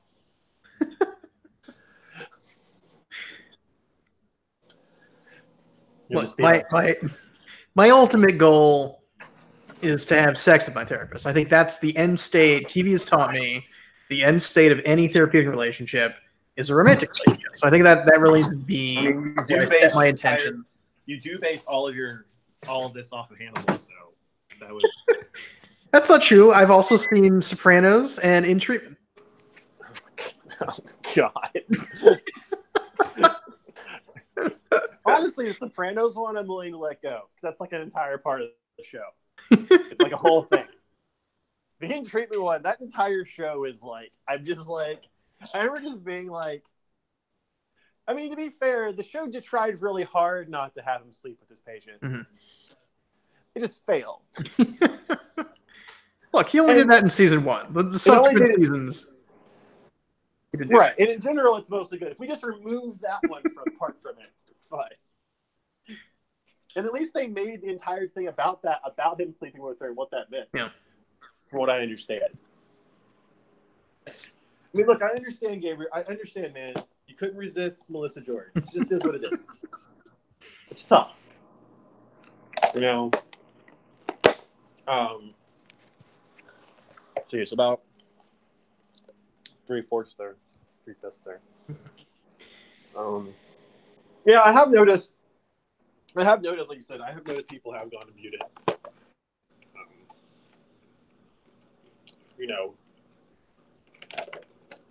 Vince will actually publicize it. I look forward to the one time people read stuff I write, which is when I do my Oscar blog. So.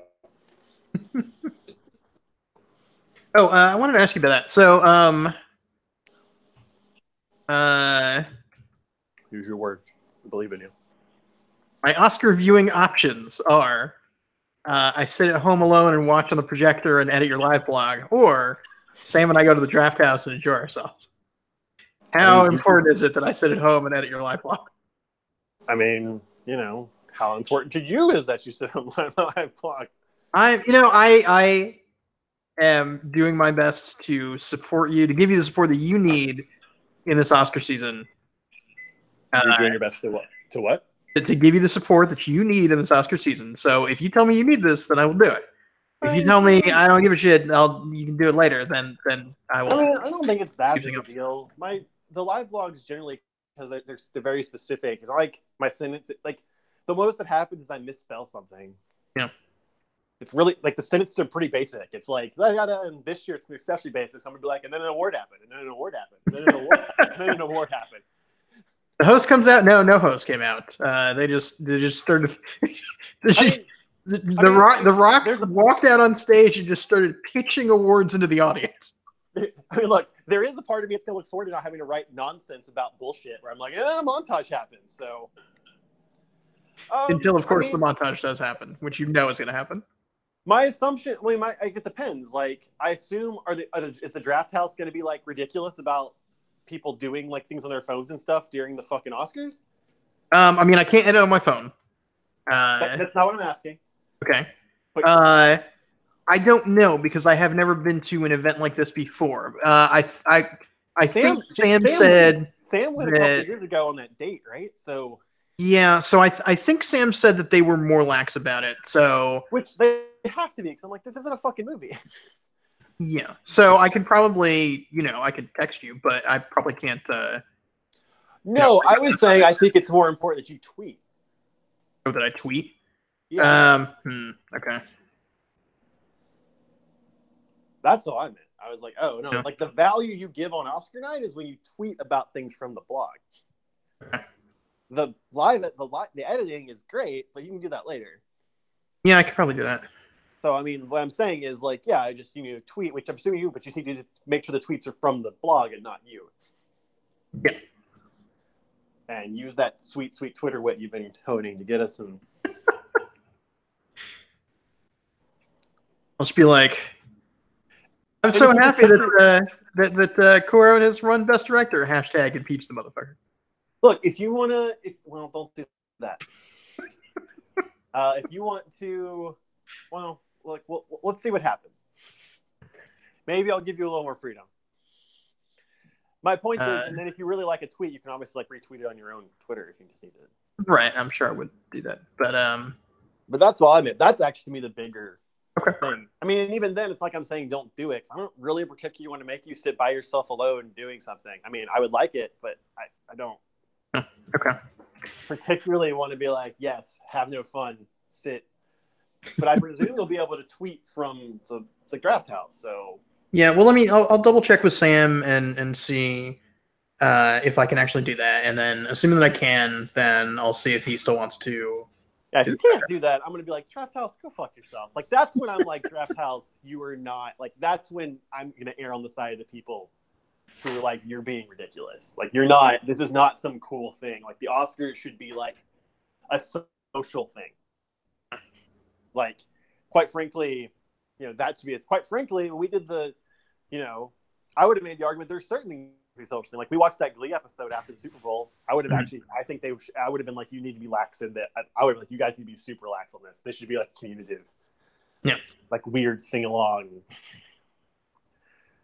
Like thing, and in the case of the draft, I was like, yeah, like you should be able to do that. So I need to actually ask Sarah and make sure and be like, hey guys, like you guys can actually host it this year,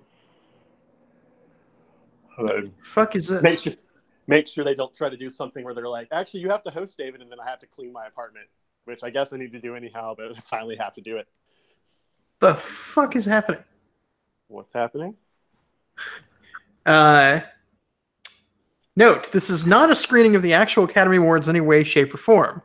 But they do have, it's like some kind of event that they're beaming to the screen that's like live results, expert analysis, and like jokes and stuff. And they're like, Going to be hosted by Tim Heidecker. And then it says, update, we're hearing that the special will not be hosted by Tim Heidecker. His involvement in the program is unknown pending litigation. Yeah, I was about to say, I was like, is that so? Huh. Who is Tim Heidecker and why is he being litigated?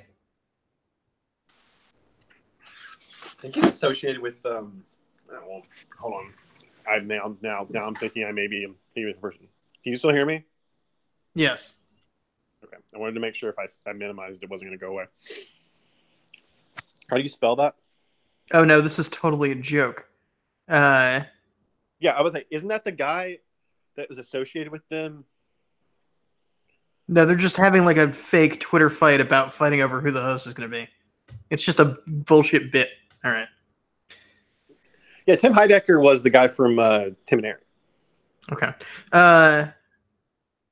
So then maybe they're not showing the actual Oscars because that did not turn up anything. I mean, Oh, that would make this moot. Well, you can make it unless you wanted to give commentary on commentary.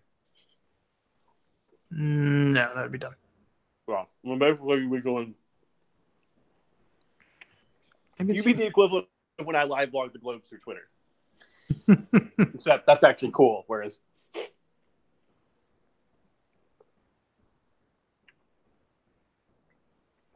well, okay then. Never mind. Maybe they couldn't. Maybe they couldn't get the rights to do it. I don't know. Yeah, I don't know. Very strange. It's a little. It's hard to say.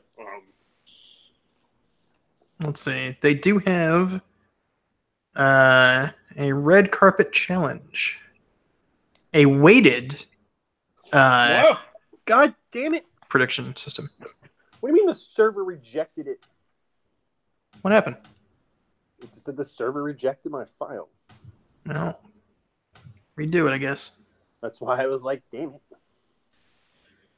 I have to keep talking to you instead of playing video games or writing. Uh-huh. Fine, I'll just keep eating the rest of my Chili's food. It's not the same without you, buddy. I know. You said that, and I'm like, I should go eat Chili's. So I may do that this weekend. So what were you saying? They have